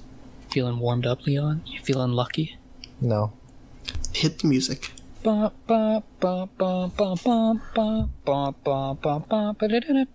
So, starting off this very special edition of Trivia Gate, I'm going to ask Seaba's questions. I'm going to ask Leon questions. Whoever answers the most in the end, and we do have a special tiebreaker, if it comes down to it. Whoever answers the most is the new champion. Is that fine with you? Yes. Okay. Yes. So everyone knows my favorite format is the which one of these is true, which one of these is false style deal. I very much like seeing Dragon Gate wrestlers in other companies. Oh fuck. I'm ready. So I'm going to name the wrestler. We're going to start with C-Boss because he needs the advantage. Not to be mean. Yeah, I do. No, I do. Give it to me, please. Yeah, sure. I'm going to start with you, and then I'm going to name the wrestler. I'm going to name 3 companies, and you're going to tell me which one of them he did not wrestle for. I love it. Okay. I'm going to give you... The Dragon Gate wrestlers outside. Yes. Okay. It's a good theme. Okay, we're going to start with Ata. Your 3 companies are AAA, CMLL, Oh, or piss. OWE. Oh, piss. See, my thinking is you're trying to fuck me. You're trying to bamboozle me right now. Mm-hmm. Oh, Ata went to Mexico. Oh, OWE, that's such a silly guess. You're trying to fuck on me, Chuck Norris. I'm not going to let you fuck on me. Okay. Is it? Final answer. Consejo Mundial de Lucha Libre. That is correct. It is the fake answer. Baby! He had 1 match in the OWE. I was pretty shocked about that. Who was it? Yeah, that was the very first OVE show where the Dragon Gate guys were in. Okay. Where you had, yeah. Leon, is your turn. All right. Your wrestler is Super Shisa. Super Shisa. Yeah. I love me some Super Shisa. Your 3 companies are Dynamic Dream Team, 01, and Wrestle and Romance. Fucking war. I expected you to go like Osaka Pro. Dramatic Dream Team. If we do the DDT Dragon Gate shows, do they count as him wrestling in DDT? I would assume so, yes. Okay, so we have Wrestle Romance, DDT. What was the third one? 01. No chance. So which one are you picking? Daddy? Well, that's tough. He's wrestled like a lot. I know there was a war show where the Toriuan guys were on, where there was Mochizuki facing Ishii. And I'm pretty sure Shisa was on that. But not Shisa. So do we count Sideways Shisa? Yes. So I'm pretty sure it was on that. So I'll say he was in war. Okay, so your final answer is 01. I'm pretty sure it wasn't 01. I'm pretty sure it was on all 3. No, he has not been on one of them, trust me. You talking bullshit? I'm not. I'm pretty sure he has been on all 3. I'm going to let you know, Leon, you are super close on one of them, but you're actually wrong. Dude. Leon, a rare strategy of calling the quizmaster a dumb bitch. He has wrestled in all 3. He has not wrestled in all 3, Leon. I'm telling you. I'm looking right now. He has not.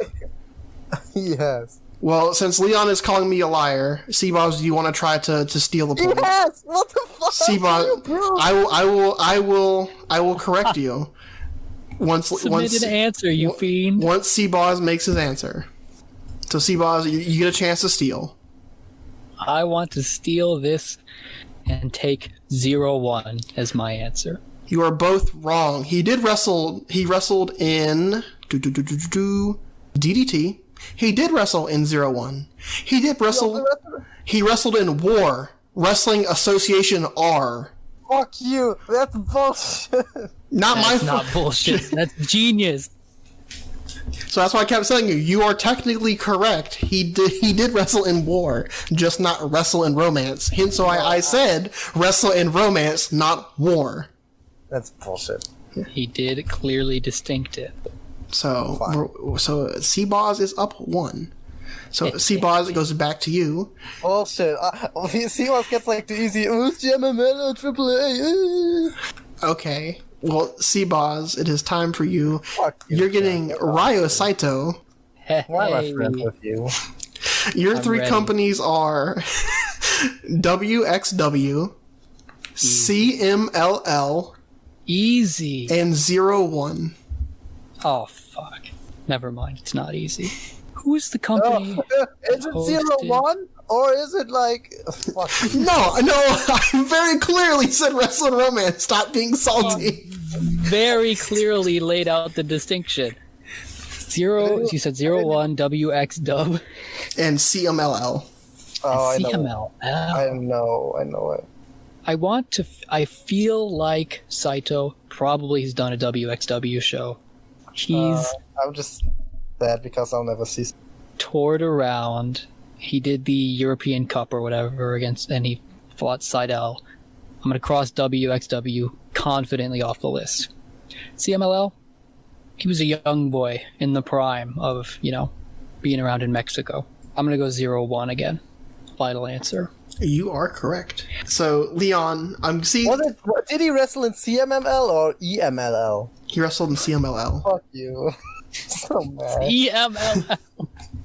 Okay, see, Leon, this one should be easy for you. It's one of your favorite wrestlers. See, I themed them. Yours is Kness. So, your three companies are Chikara, Wrestling Marvelous Future, and Big Japan Pro Wrestling. What was the second one? Wrestling Marvelous Future. It is the company that was made after FMW. It's so specific, so it has to be true. So we have Big Japan, Wrestle Marvel's Future, and Chikara. he was never in America. You are correct. He was never in Chikara. Okay, C-Boz, this is your chance to end the gap. This is it. It's over if you get this right. I also asked the third question to be for the sake of prosperity. No, let me have the first. Let me have the first question. Then it's like, can Sivas tie or? Okay. Yeah. I will graciously offer you the next round. Okay. Sign of respect. Leon, this one is for Mondai Ryu. So, your three companies are Back to 01, Action Zone Wrestling, and Michinoku Pro. I think I would have known. Why? All right, if you have like the chance, you're Michinoku Pro.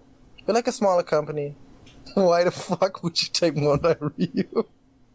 What are you saying? Like, I could see 01 and the other one. I've never heard of it, so I assume it's small. So Michinoku Pro is your final answer. Yeah.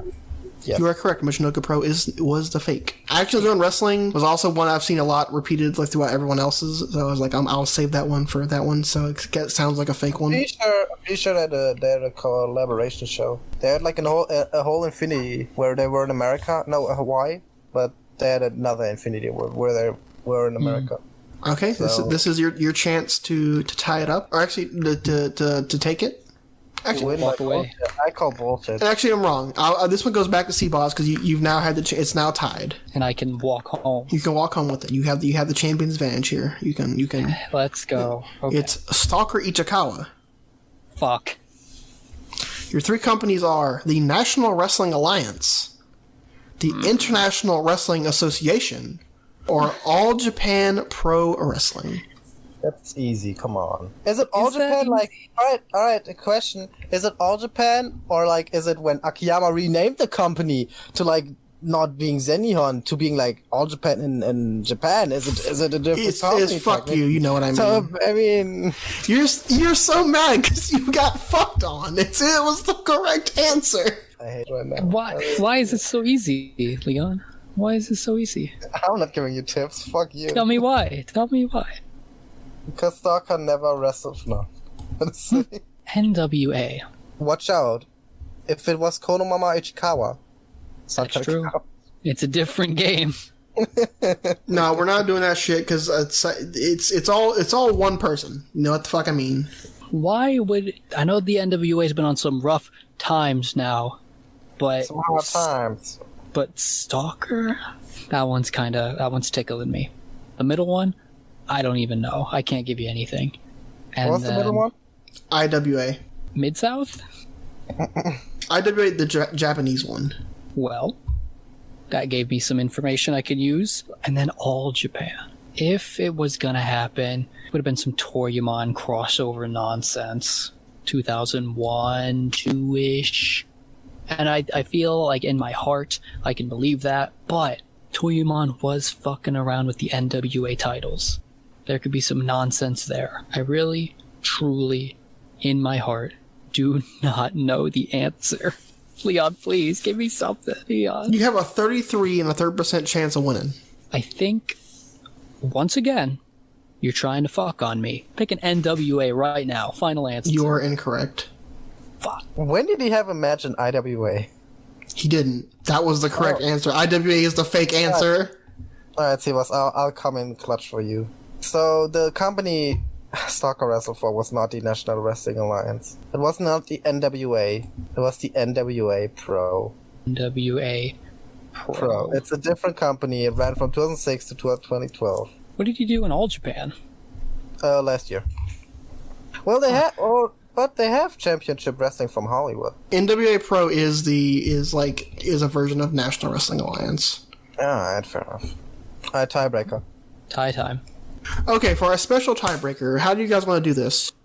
Who do you guys think should get it? Because Seaboss kind of had a chance to end it all and he didn't. So I'm gonna give this one to Leon. And What? You had a chance to end it. A suggestion. What's that? What if we both answer it Okay. secretly? How about this? In You'll both. spoiler marked Discord messages. Okay, that works. You'll both DM me the answers. No. We'll DM Chuck. We don't Yeah. post Damn it in the- Yeah, you'll Damn it. DM me the answers. Okay. I was gonna cheat. Alright. Damn it. I know. I'm calling you out. You're gonna DM me these answers personally. Okay. Okay. Okay. I'm going to list out every single Jimmy. Uh-huh. You're going to tell me which one of them, or which ones of them, have not wrestled in Pro Wrestling Guerrilla. Fuck PWG. I know 1, 2. Tell me more. So go ahead and. Right. Okay, now type. I need to listen to your keyboards. Go type. Click. I'm listening. When was the Dragon Gate PWG Alliance a thing? The what? When Dragon Gate was wrestling in PWG. Can I just ask you for a singular blessing, Leon? Please. How about this, Leon? Are you okay with me giving him a singular hint? I think I know the answer already. But are you fine if I give him a hint? Sure. So keep in mind, these are the people who have not wrestled in Pro Wrestling Guerrilla. Oh wait, I thought I got the hint too. Fuck you. I just said. Yeah, I thought you were gonna say it out loud a hint. Oh. I feel bullshit now. I haven't sent it. I haven't sent it To be yet. fair, he's not giving it to me yet. Yeah, I haven't Trying given it to to him. fuck on me. That's why I specifically asked your permission to see if you were okay if I If we both get the hint, yes. Otherwise, no. I'll accept that. Okay. Well, Seaboss, do you really want the hint that badly? Yes. There are 4 of them Who wrestled or who haven't? who have not wrestled. Perfect. That's exactly what I needed. I'm pretty sure I have 2. I've got 3. Yeah, 4 of the 7 have not wrestled. All right, Leon, let's collaborate. What 2 do you have? Alright. Alright, I'm gonna answer. I've submitted. Bro, what the fuck is your second answer? You know what I meant. No, I don't. You know what I meant. No, I don't. You know what I meant. You know what I meant. You know what I meant. What did you say? I don't want to talk about it. You know what I meant. No, what did he say? Listen, you know what I meant. What did he say? Stop. Give me a second. I gotta breathe. He knows. He knows. Listen. What did he say? Listen here. Language is about the communication of ideas. If he understood what I meant, language was successful. What You did know he what I say? mean. Chuck, what did he say? That's fucked up. Chuck, what did he say? I need to know. Come on. No, you know what I meant. Chuck, come on. You don't have to put on a pod. I just want to know. I've made this mistake before. Leon is the winner. What? What were the answers? What was your answer? I said Susumu Yeah. and What's- Kanda Well, no, that's not what you put. and Oh, I mean- Kness and Mr. QQ Naoki Tanizaki. Yeah, but he said only 3 wrestle in PPG. no, you're supposed to listen to the 4 who haven't wrestled in Pro Wrestling Guerrilla. I guess, yeah. but you know. He didn't even know the question and he still got it right. Well, the problem is that's not what you fucking sent me, asshole. You changed the answer. What did he say? Come on. I am Chuck, a big crybaby, dummy baby, poopy brain, smooth head baby, who sometimes confuses the wrestlers from before I watched. So sometimes Naoki Tanizaki and Kotoka get mixed up in my head. He sent me fucking Kotoka! I get them mixed up. They're both shitty, mid-tier fuckboys who don't wrestle anymore in my brain. He sent me fucking Kotoka. I was like, what the fuck is the second answer? I thought he was just shooting on you, but no. I met Tanizaki. You knew it. I love Siva's going immediately. I don't want to talk about it. You understand. Fucking Kotoka. Oh my god. Susumu, Genki, and Kagatora wrestle in PWG. Kanda, Saito, Tanizaki, and Knez didn't. You are correct. I'm pretty sure I'm gonna predict the years. Oh, fuck off. I would say Susumu and Genki were during when Shingo won the Bola, like 08, I think. Mm-hmm. I would pick Kagatora when I would say Kagatora probably was around the time Tozawa was in PWG, because he was with Tozawa and Shikara. Yep. It's so unnecessary. But And Leon... Kotoka, never. Yeah, Leon... Boz, you had it in the bag. You had it. I agree. You had all you had to do was get the last question right. I have explained my thought pattern. Congratulations, Leon. I love you, C-Boz. Let's leave. Let's I leave need this. to leave. Let's leave this place, never to return. So on September 21st, 2020, in Tokyo, the Ota City General Gymnasium was host to Dangerous Gate 2020 with an attendance of 996. Match Let's round it up. to 1,000 people. Oh yeah. Our dark match was Hyo and Kinto Kabuni going to a time limit draw. I know in the Dragon Gate Discord, open the Discord gate, which you should all join. I talked about I was like the match wasn't advertised, so it's like, man, why isn't Hyo having a dark match? Because I'm a lover of dark matches. Because they show you, like, they put guys in focus who don't get focused on, like Mondai, Hyo. It's always good fun. But this match, man, Hyo did not do anything. It was an awesome match. What are you saying, bro? He didn't do anything. He got fucked on. It was like a base, a platform for Kabune to show he's gonna be a freaking monster when they let him rock. That's what we all thought about El Lindemann, and look what happened then. Well, Kabune's not going anywhere. He's the Lindemann for a new generation. This No. He is the Lindemann of our generation. This gorgeous step up, float over armbar thing. I could watch him do that for a million years. Victory roll into an armbar. It's so good. Yeah, this match was a big old silver platter for Kabune to just do what he does and just be a GLEAT god. Elite. Loved Speaking it. of gods, the opening match was an open Bravecade champ. We have A rarity. challenging Yosuke Santamaria versus the champion Kaito Ishida. This match was awesome. And Ishida makes his 4th successful defense. Hell yeah, he's been champion for like 350 days. He's approaching a year, yeah. Gate of Destiny. I love Ishida's way. He's been doing some good shit. How far away is he from being the longest reigning? Park is the current record holder with 447. Think he's gonna hold that long? I wouldn't mind. Here's my theory. Now, with Dragon Dia free, I think it will be Kobe World, Dragon Dia versus Ishida, and I wouldn't be surprised if Dragon Dia wins that. My mouth just got watery from you saying that. I'm juicing at the lips right now thinking of that match. Ishida Dia can be the new Doi kid from like 05. Yeah, Doi DK, yeah. Yeah, they're Stellar Feud in 05. Yosuke, like you were talking about earlier, no nonsense match. He She had, fires in. Did you not like the she had one moment of nonsense? she had 3 Nerayuchis and did not win, and that's problematic. No, it's fine. Nerayuchi's not a good finish. Yeah, but then get a good finish. I wouldn't mind if she adapts the lovely arrow as her main finish. The fucking arrow, man. She has used it as a finish before, so why not continue? Or just do something new. Do like a cool suplex, like Firebird Splash. Do that. I wonder how Heel Maria would work. Would it work? I don't think so. People can't cheer her anyway right now, so... I mean, I like my favorite spot of the match is still like him ripping off her skirt. That was kind of funny.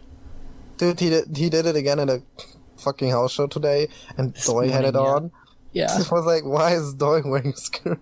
Did you like Deathmatch Ishida put the bucket on her face and then cracked it?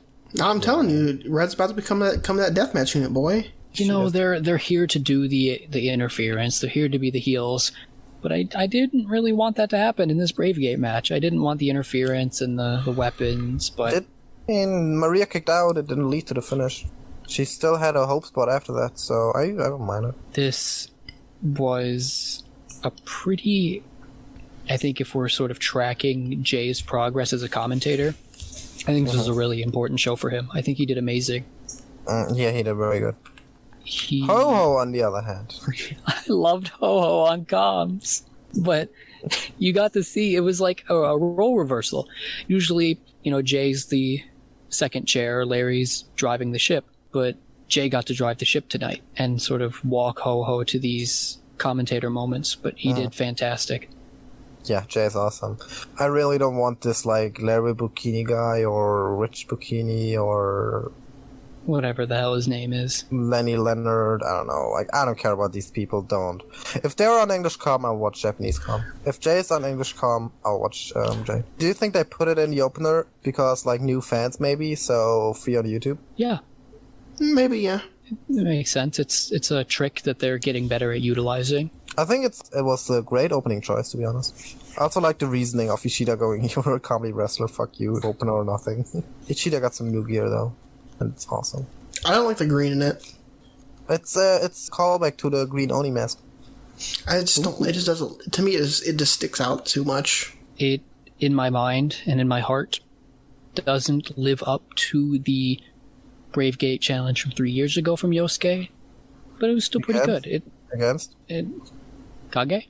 Oh yeah. She's all year had the sauce. She was better than Yosuke Susumu? Kage Yosuke was better than Was it better than Yosuke Drank? Yes. Was it better than Yosuke Kotoka? You mean Yosuke Naozuki Tadazaki? Yeah. Well, Chuck, was it better than Yosuke vs. Wanda Ryu? God, don't speak to me. I'll never forget that shit. Yeah, this match was pretty fucking fun. Liked it a lot. So, what now for Maria? She's lost, like, if we go back to Maria, she's lost this match, she's lost the All Japan match, she's lost the Brave Guy match against Susumu, she's lost the Brave Guy match against Dragon Kid, against Kagatora. I mean, to be fair, Yoshida has, like, lost a bunch of Dream Gate matches, so it's fine. He'll live. She'll live. She's the KZ. Yeah, but Yoshida gets, like, Triangle Gate reigns to, like, keep him strong. Yosuke does not. She's never been a Triangle Gate champion. That shocks me. Roster's getting crowded. All these new talent swelling up these spaces that Yosuke usually occupied. Yeah, so it's like, what's next for her? I wouldn't mind her. I would love her as a Triangle Gate champion. In a Triangle Gate champion team. Or Twin Gate. KZ Maria is like one of my most wanted Twin Gate title reigns. So... I think she's in that sort of Gamma position. She's like in limbo. Yeah. It's pretty sad. I mean, but she's not in Gamma's position because he's in the next match with Ho-Ho Loom, Kagatora, and Yasushi Kanda, losing to Keisuke Okuda, Problem Dragon, aka Mondai Ryu, Punch Tominaga, and UT after Okuda hit Kanda with the lights out. We got 2 banger theme entrances. We got Okuda's entrance theme, and we got Kanda's, and both are like my most wanted themes. It was great. Yeah. God, they're so good at... We need to put over, like, how good Dragon Gate is at making themes. So this match was like... I could not tell you a single spot from this match. Kanda and Kagatora did, like, a cool stereo elbow, like Kagatora hit it first. I do remember that. And then was like, man, Kanda and Kagatora Twin Gate challenge? That'd be kind of cool. Like, not at a big show, but like at a Fukuoka show. Sure, let him rock. Like, just like give Minoru Elite some defenses, man. What else did we want? Ikuda was pissed again at the end, left him. Yuti did the armbar again, the sliding armbar, and didn't spike himself. Once again, I feel like I say this every time it comes up. I don't really like the lights out. It bothers me. She would just be a regular GTS, to be honest. He doesn't work the stummy. So if you just get like kicked in the stomach really hard, I mean, you would lay down. It would hurt. Yes. Sure, I would. But why is that knee any different from any other knee he throws? Like, that's the thing. But like that's like what makes the Imperial Uno different from any other kick? I mean, this. What makes the Shinsaikyo high kick different to any other kick mode she throws? It's like, come on. You want to know what the difference is between the Shinsaikyo and the lights out? Yes. The Saikyo looks cool as hell. It looks like a finish. Exciting, flashy finish. Lights out's not. It's just not. It doesn't get me there. It's not that. I like the lights out. I think the most awkward thing about the lights out is the guys landing. Yes, the thing is, like, they take it and like have to stand, like, stumble around and fall down because, like, they can't just. Maybe it's in the experimental phase. Maybe he'll get and develop something out of it. Just do it on the. Just do the kick to the head. Just punch him in the face, dude. I wouldn't mind the sleeper being his main finish. The freaking danger zone, it's right there. Danger zone can stay as like a big match finish, to be fair. After this match, though, Ho Ho Loon joins on comms. He kept calling Doi Mr. Otaku. Not Mr. Otaku. And all of my head was weep Doi. But up next was Ultimo Dragon, Shuji Kondo, and Masaki Mochizuki defeating Don Fuji, Genki Horiguchi, and Ryo Saito, with Shuji hitting the King Kong Lariat. This match was fun. Saito kept calling out Ultimo on his bullshit for not wrestling. Yeah, I did enjoy that. Like, Saito's like tired of seeing him sitting on the apron like, me too, Saito, me too. It was the whole story, just Saito being pissed. And Genki after having to take the bullshit for it. Like, Genki got beat up, he got like hit in the nuts, and like... Dude, Ultimo sold the rubber band like you should. Like death. Yeah, like you should. Amazing. He just laid there, fucking laid out. He laid there like he was like hit and here comes the pain really hard, and like the wrestler goes like numb. 6, vets going out there, having a good time, doing all their great moment spots like we were talking about. This thing with Genki not having any hair for Kondo to grab. Stalker shenanigans. It was just fantastic. The next was the special singles match between I Have Nothing Better to Do, Naruki Doi, and Me Neither, KZ. With KZ defeating Doi with the Kumogarimi? Kumogarimi. This match was weird, man. It felt like a 20-minute match where they cut out 9 minutes. After Doi did the Doi 5s to the floor, like 2 minutes into the match. Yeah. Like, so weird. Like they wanted to do the sprint, but it didn't exactly work out. And KZ's good at sprints. Just remember KZ Kazuma 2 from King of Gate. Yeah. The best King of Gate match that year. Hell yeah. He's a sprinter, but maybe Doi's not. They did the Bakatari sliding kick Doi 5s combo like 2 times with the exact same camera angles too. I was like, oh, and this match is caught on a loop. Well, KZ's Kumogarami. He had the Cobra Clutch, the leg twist, cross-legged Cobra twist. And it was bad. Cobra Clutch. I liked it. He did it in this match too. And now he has an inverted Koji Clutch. Maybe dudes are thinking, I'm getting on in my years. I don't really want to be taking these big fat bumps anymore. I don't want to work my guys over. It's submission time. How do you like? I know you're a big Koji Clutch mark, Seabass. Like the biggest Koji Clutch mark I've ever seen. How do you like the inverted version? The inverted version looks great. It has such a good, choke. It has such a good, believable choke. That would you prefer KZ doing a normal Koji Clutch though? No, let him do his own thing. Let him make a new move. It's great. What does this new semi-submission focus mean for KZ? I mean, the loss to the Eita in next month. That's what it means. Also, about the last match, Genki Horiguchi's great. I love him. Crutch checks that off the list. But I mean, the reality is the reason this match happened was because we got to give KZ that singles win before his traditional challenge where he loses. Yes. we'll get into that later. We've eaten all of our vegetables. We've done all the hard work. Now it's time for dessert. We can get to the sweet, sweet matches on the bottom Yes, we of can. this show. And open the Triangle Gate match, Ben K, Strong Machine J, and Dragon Dia failed their second defense against Takashi Yoshida, Kazuma Sakamoto, and Diamante, becoming and allowing the red team to become the 69th nice champion team. Fucking Gamer Cosma is, of course, the 69th champion. He's a monster. He killed people in this match. This match was probably the best Triangle Gate match since Natural Vibes versus Maximum. Yeah. Bob, do Easy. you remember the time that Kazuma won the Triangle Gate and he licked it? What? He was doing all the weird shit to it. He was being a creep. What? Yeah. Yeah, why the I fuck? don't. It's when he first won the title, like the first time he won the belt. Did he lick it? Yeah, he He was being a freak. like licking the belt, being weird about it. And so I was like, why aren't you? You're the 69th champion, and now you don't do it? Don't Failed. want to get all greasy on that thing. I guess Corona's a little too worrisome. Can't be licking belts. This match was awesome. Ben died. He did the suicide spear, and he fucking smacked his head on the floor, and he started Busted his head open. Yeah. And then, like 5 minutes later, he does the spear in the corner, but like I think Cosma Goes through the- just, like flies out the ring. Yeah, he just goes past the post. Yeah. Diamante looked really good in this match. His new look is, I approve. I'm not a fan. I like the. Do you I think like it's the, too simple? It's way better than his old look. I like the black look, like the half black, half tiger stripes mask. I mean, yeah, but I'm talking like the style he has now in general. Yeah, I'm saying I don't like it because I won't get to see the cool mask, the black and tiger. His new mask design isn't a blatant ripoff of a La Sombra, so it's fine. It's a blatant rip-off of Kobe World Undertaker Jurassic Boy. No one gives a shit about Jurassic Boy.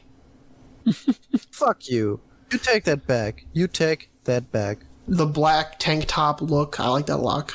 I think he should go shirtless. If he has a new look, if he already wants to debut a new look, go shirtless. Yeah, Jay said it too. He's like, if I look like Diamante, I wouldn't be wearing a shirt. No, wear anything. Jay said I wouldn't be wearing anything. I think he did say that. Yes, he did. And yeah, And Loon was like, what?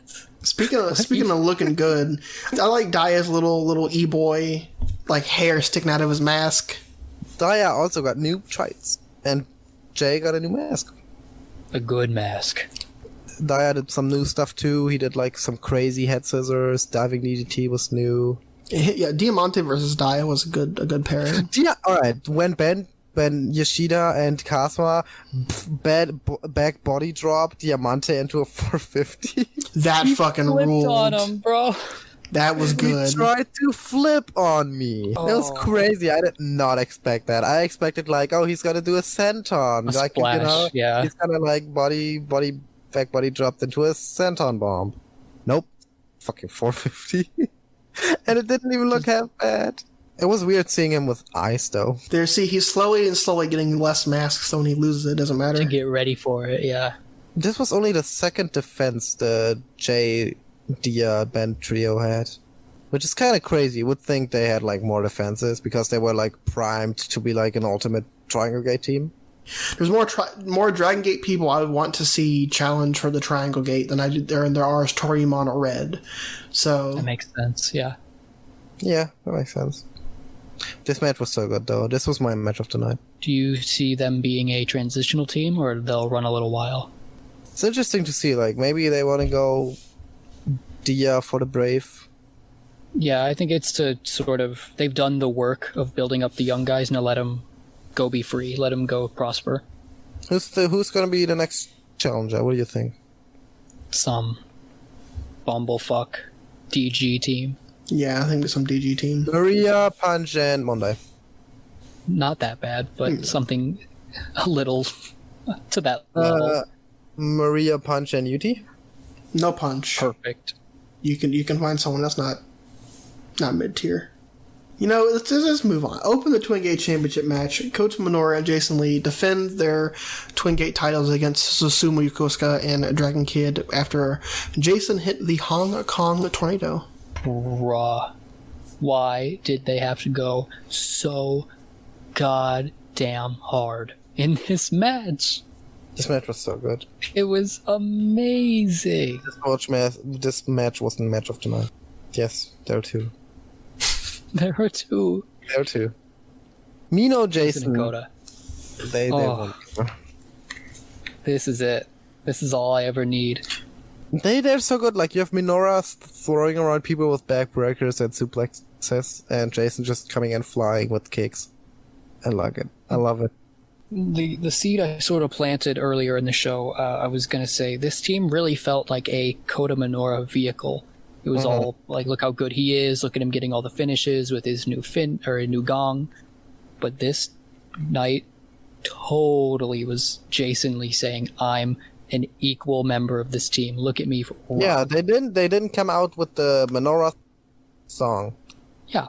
They come out with the unit theme. So that's like, they're equal. And I love it. Their new magic killer, butterfly magic killer, they debuted in that match. They used it as a finisher last night. So it's like not Minoru or Jason getting the pin, it's both of them like finishing them off. So I like it. I like it a lot. Weren't you pretty confident that, or did you had some suspicion going in that Susumu DK were going to take it? No, this match I was 100% sure Minoru and Jason were defending it. Gate of Destiny is the interesting one, because our Minoru Jason big enough names for them to be a Kobe World Twin Gate match. I don't think so. So they would have to lose it at Gate of Destiny, which I called like 2 weeks ago. Big brain Leon. Yeah. Big book. Yeah, man. I'm picking up patterns. Which, like, sure, give him a short reign at the start. I wouldn't mind. It's fine. But, like, goddamn, this Jason is so good. Jason is so fucking good. Thoughts, my sweet baby Chuck? It was an alright. I wasn't in love with this match, so I'm just not really into the Mino Jason team.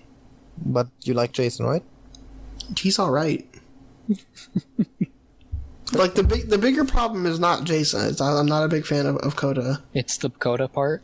Like, he's okay. It's just, I don't think he should be in the position he's in. Is it for lack of character?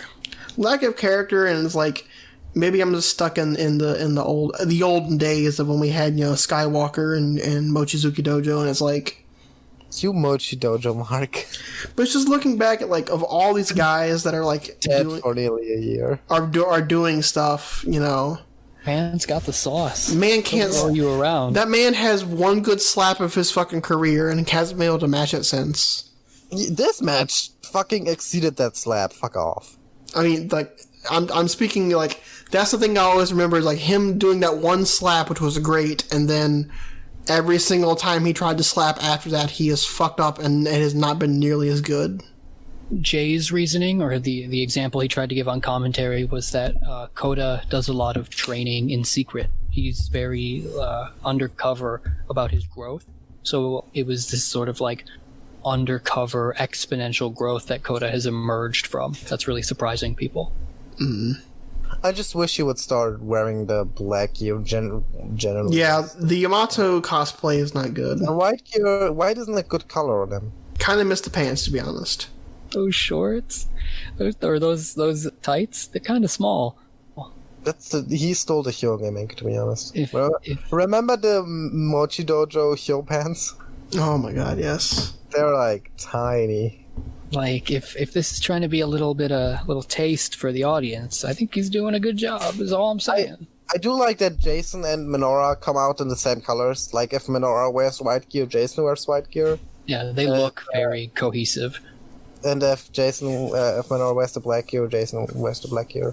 Which I like. I would like him more. I like Jason's black gear more than his white gear. Like, his current one, he debuted at this show, I'm not a big fan of. So I would like him go, like, just wear black. Get Minoru's black trunks and your black pants.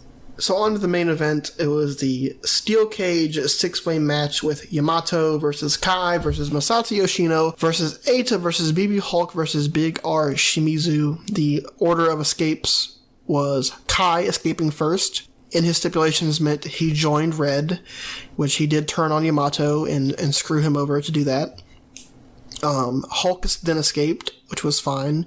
In fact, he shook hands with Kai, showing that friendship with Yamato over Hulk is my new best friend. Then Yamato escaped, Eita escaped, and then Yoshino escaped, saving his retirement, meaning that Big R Shimizu must return to the Ryotsu Shimizu name, shave his hair back into the the crew cut, and I guess also stipulated in that as he had to return to the cop uniform in the song. He did not. He did. That is not part of the stipulation. He wanted to. He wanted to? Oh, it's even worse. Yeah, man. And then post-match, Eita and crew started beating down Shimizu. He tried to fight back with the shot put and was beat down again. Part of his head was shaved, which was a massive fuck up because I shaved too much. In the end, Eita still got put through the barbed wire board he brought to the ring at the start of the match. Yeah, Shimizu then claimed that he would be going after all of Red, especially Eita. For Cage, this was Mid. I think the emotion from the fans was just missing. This just, I don't know, it felt empty. Let's put it like that. So, did y'all see the Kai turn coming? No. When the music hit. Yeah, Kai got a new theme, and we're like, this just sounds very Metal. heelish. Kai heel music, yeah. Metal. Yeah. Kai.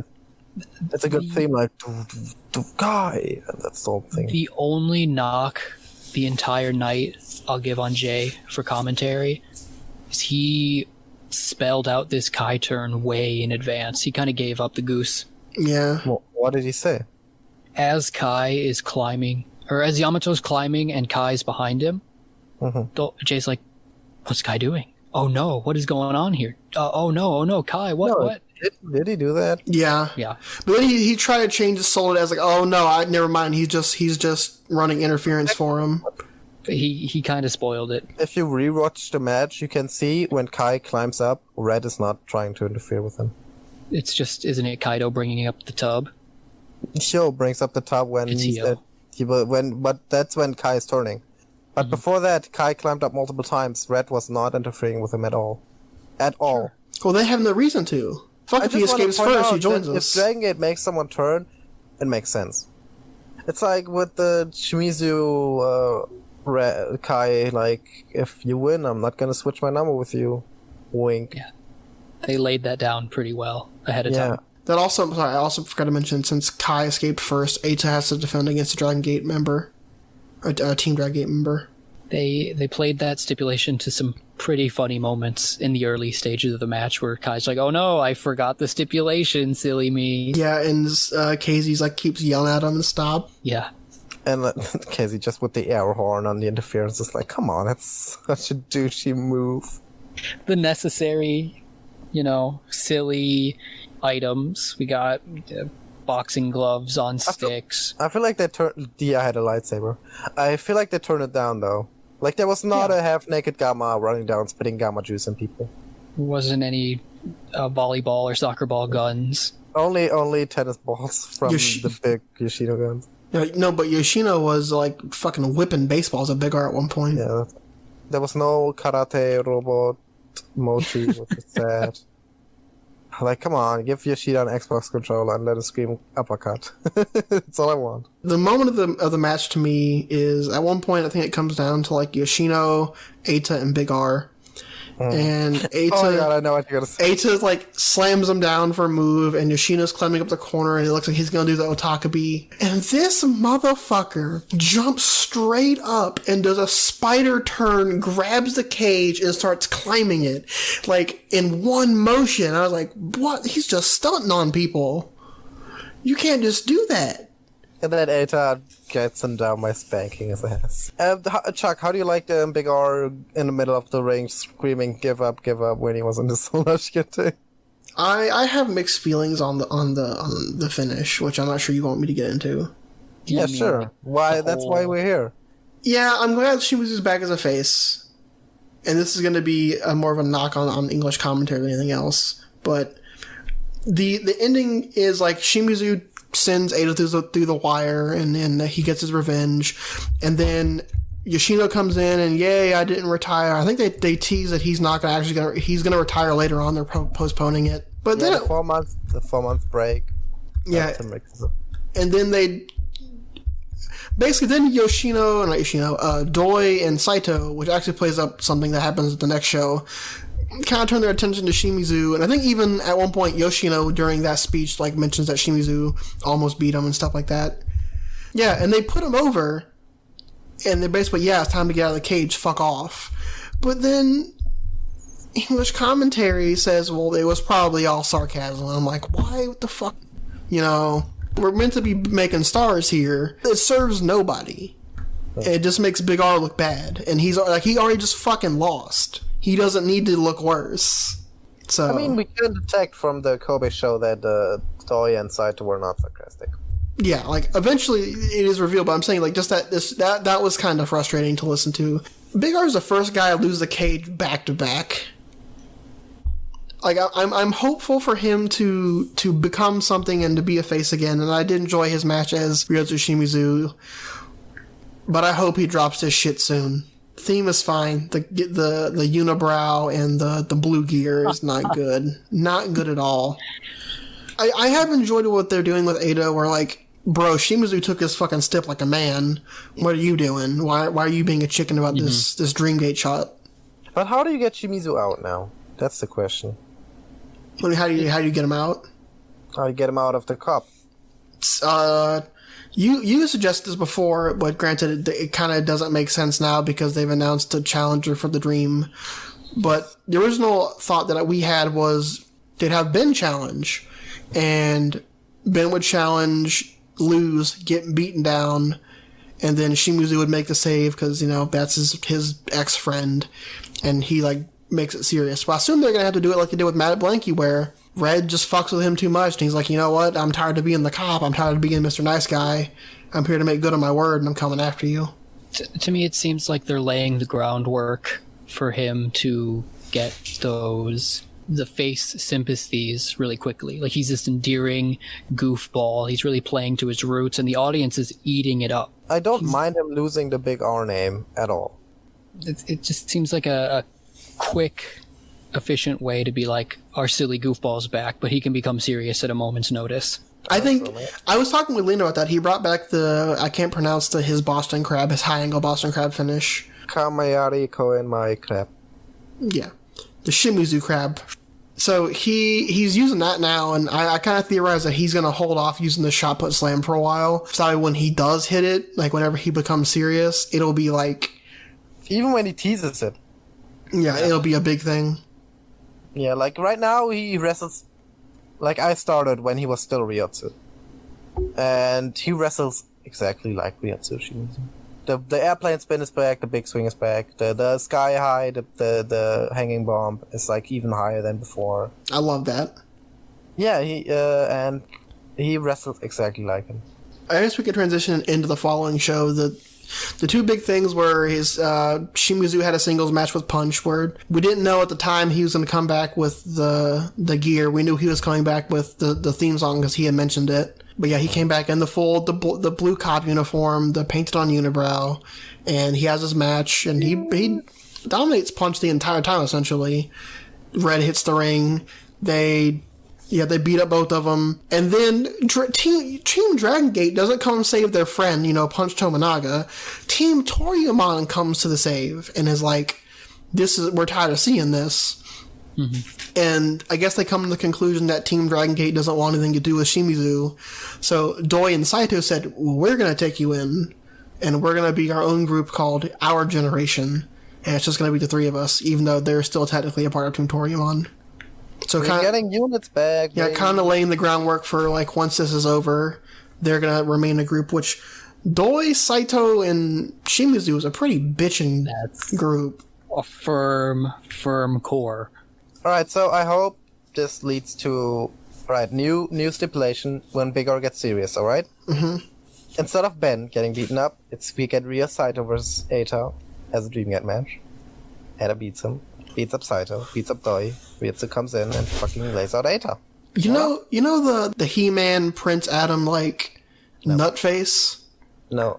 I do know. Oh yeah, I do. That's that you mentioned it. That's what I'm having hearing, that the Saito gets a Dreamgate challenge and Big R makes the save and challenges for the Dreamgate. Love it. That's so perfect. Yeah, right, man. I should book this company. Give me Big R at Kobe World. Whew, baby. Give me Eita Saito first. Give me Eita Saito. I want it. That's perfect for Final Gate. I want it so bad. I want Eita Saito so fucking bad. But not on a big show. I want it in Kurikan. It has to. Yeah, because So Big could take Final Gate? Yes. Like that. Get Big. You can't do Kobe. I don't think Big is gonna challenge the Kobe. I would love it though. The key timeline's so weird right now. It's 2 weeks. It's only 2 weeks between the shows, so that's the neck breaker there. When is Gate of Destiny? The 3rd of November. The main event is which? Yeah, it was KZ versus Eita. I wanted that as like Kobe World, like, a year ago. It's right there, dude. It's right. Kobe World's right there. Come on. This is KZ's first big pay-per-view match as a singles main event. But it's also like I'm tired of seeing KZ challenge and just lose. He lost 4 times. BB lost 8 times before he won it. Were they so tightly packed like KZ's have been? No, but BB has been way longer in the main event scene than KZ has been. That's what I'm saying. Like, we have to see KZ lose very frequently. KZ has been a legit challenger for a year or 2. BB has been 18. a main eventer 8 years before he won the Dreamgate. But did he challenge 5 times in the first 3 of those 8 years? He challenged more. He lost against Susumu. He lost against Doi. He lost against Mochi. He lost against. I'm talking about. Susumu and Doi are years apart. Only 3 years. That's a long time. That's the entirety of KZ's failed challenges, though. Maybe he's not gonna lose. Oh, baby. Zero Eta's tough. It's rough. It's another lose-lose situation, I think. Yeah, if he would be the second challenge, it would be so much more open. Yeah, that's the thing. And if it was at Kobe...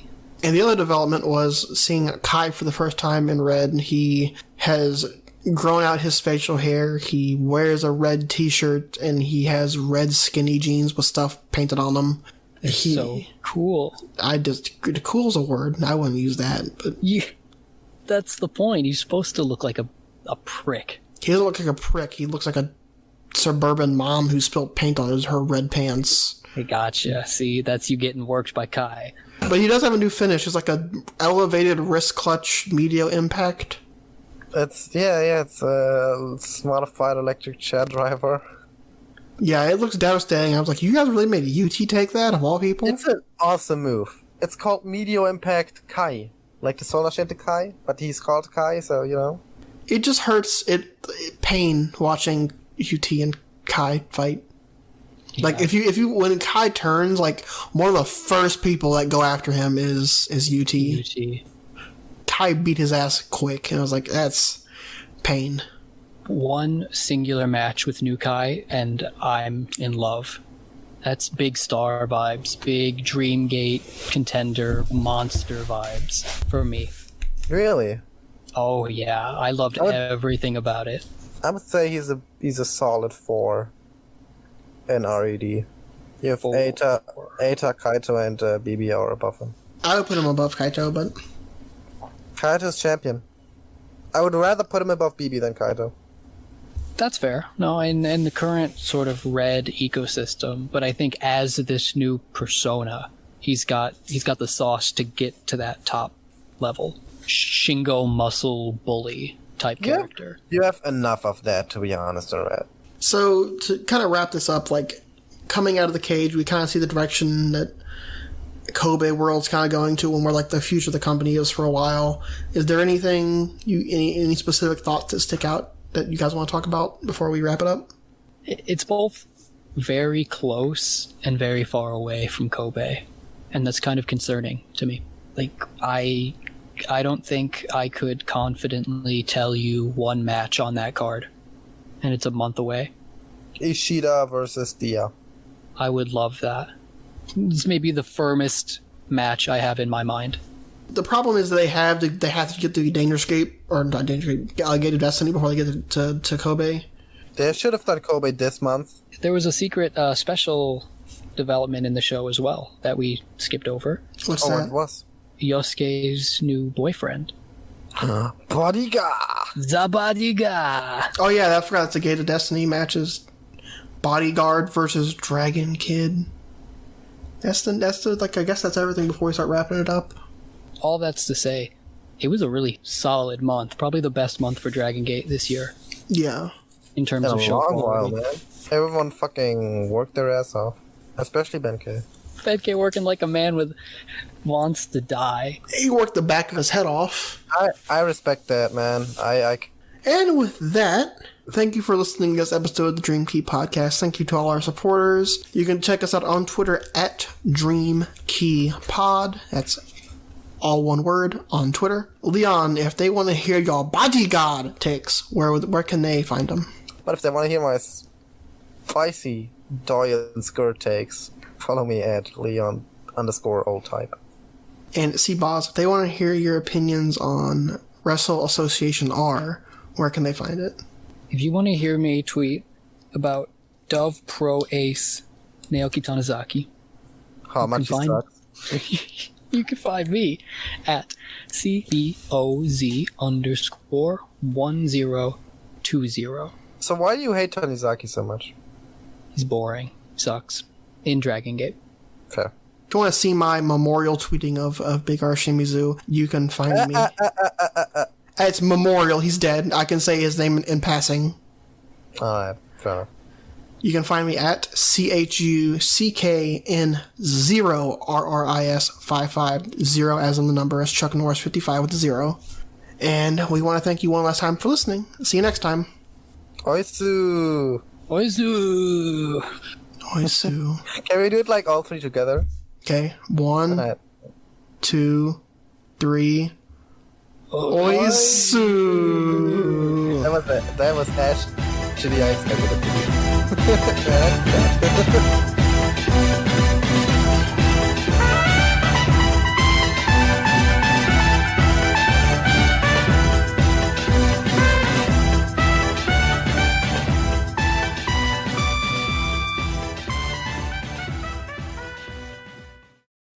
At CBOZ_1020.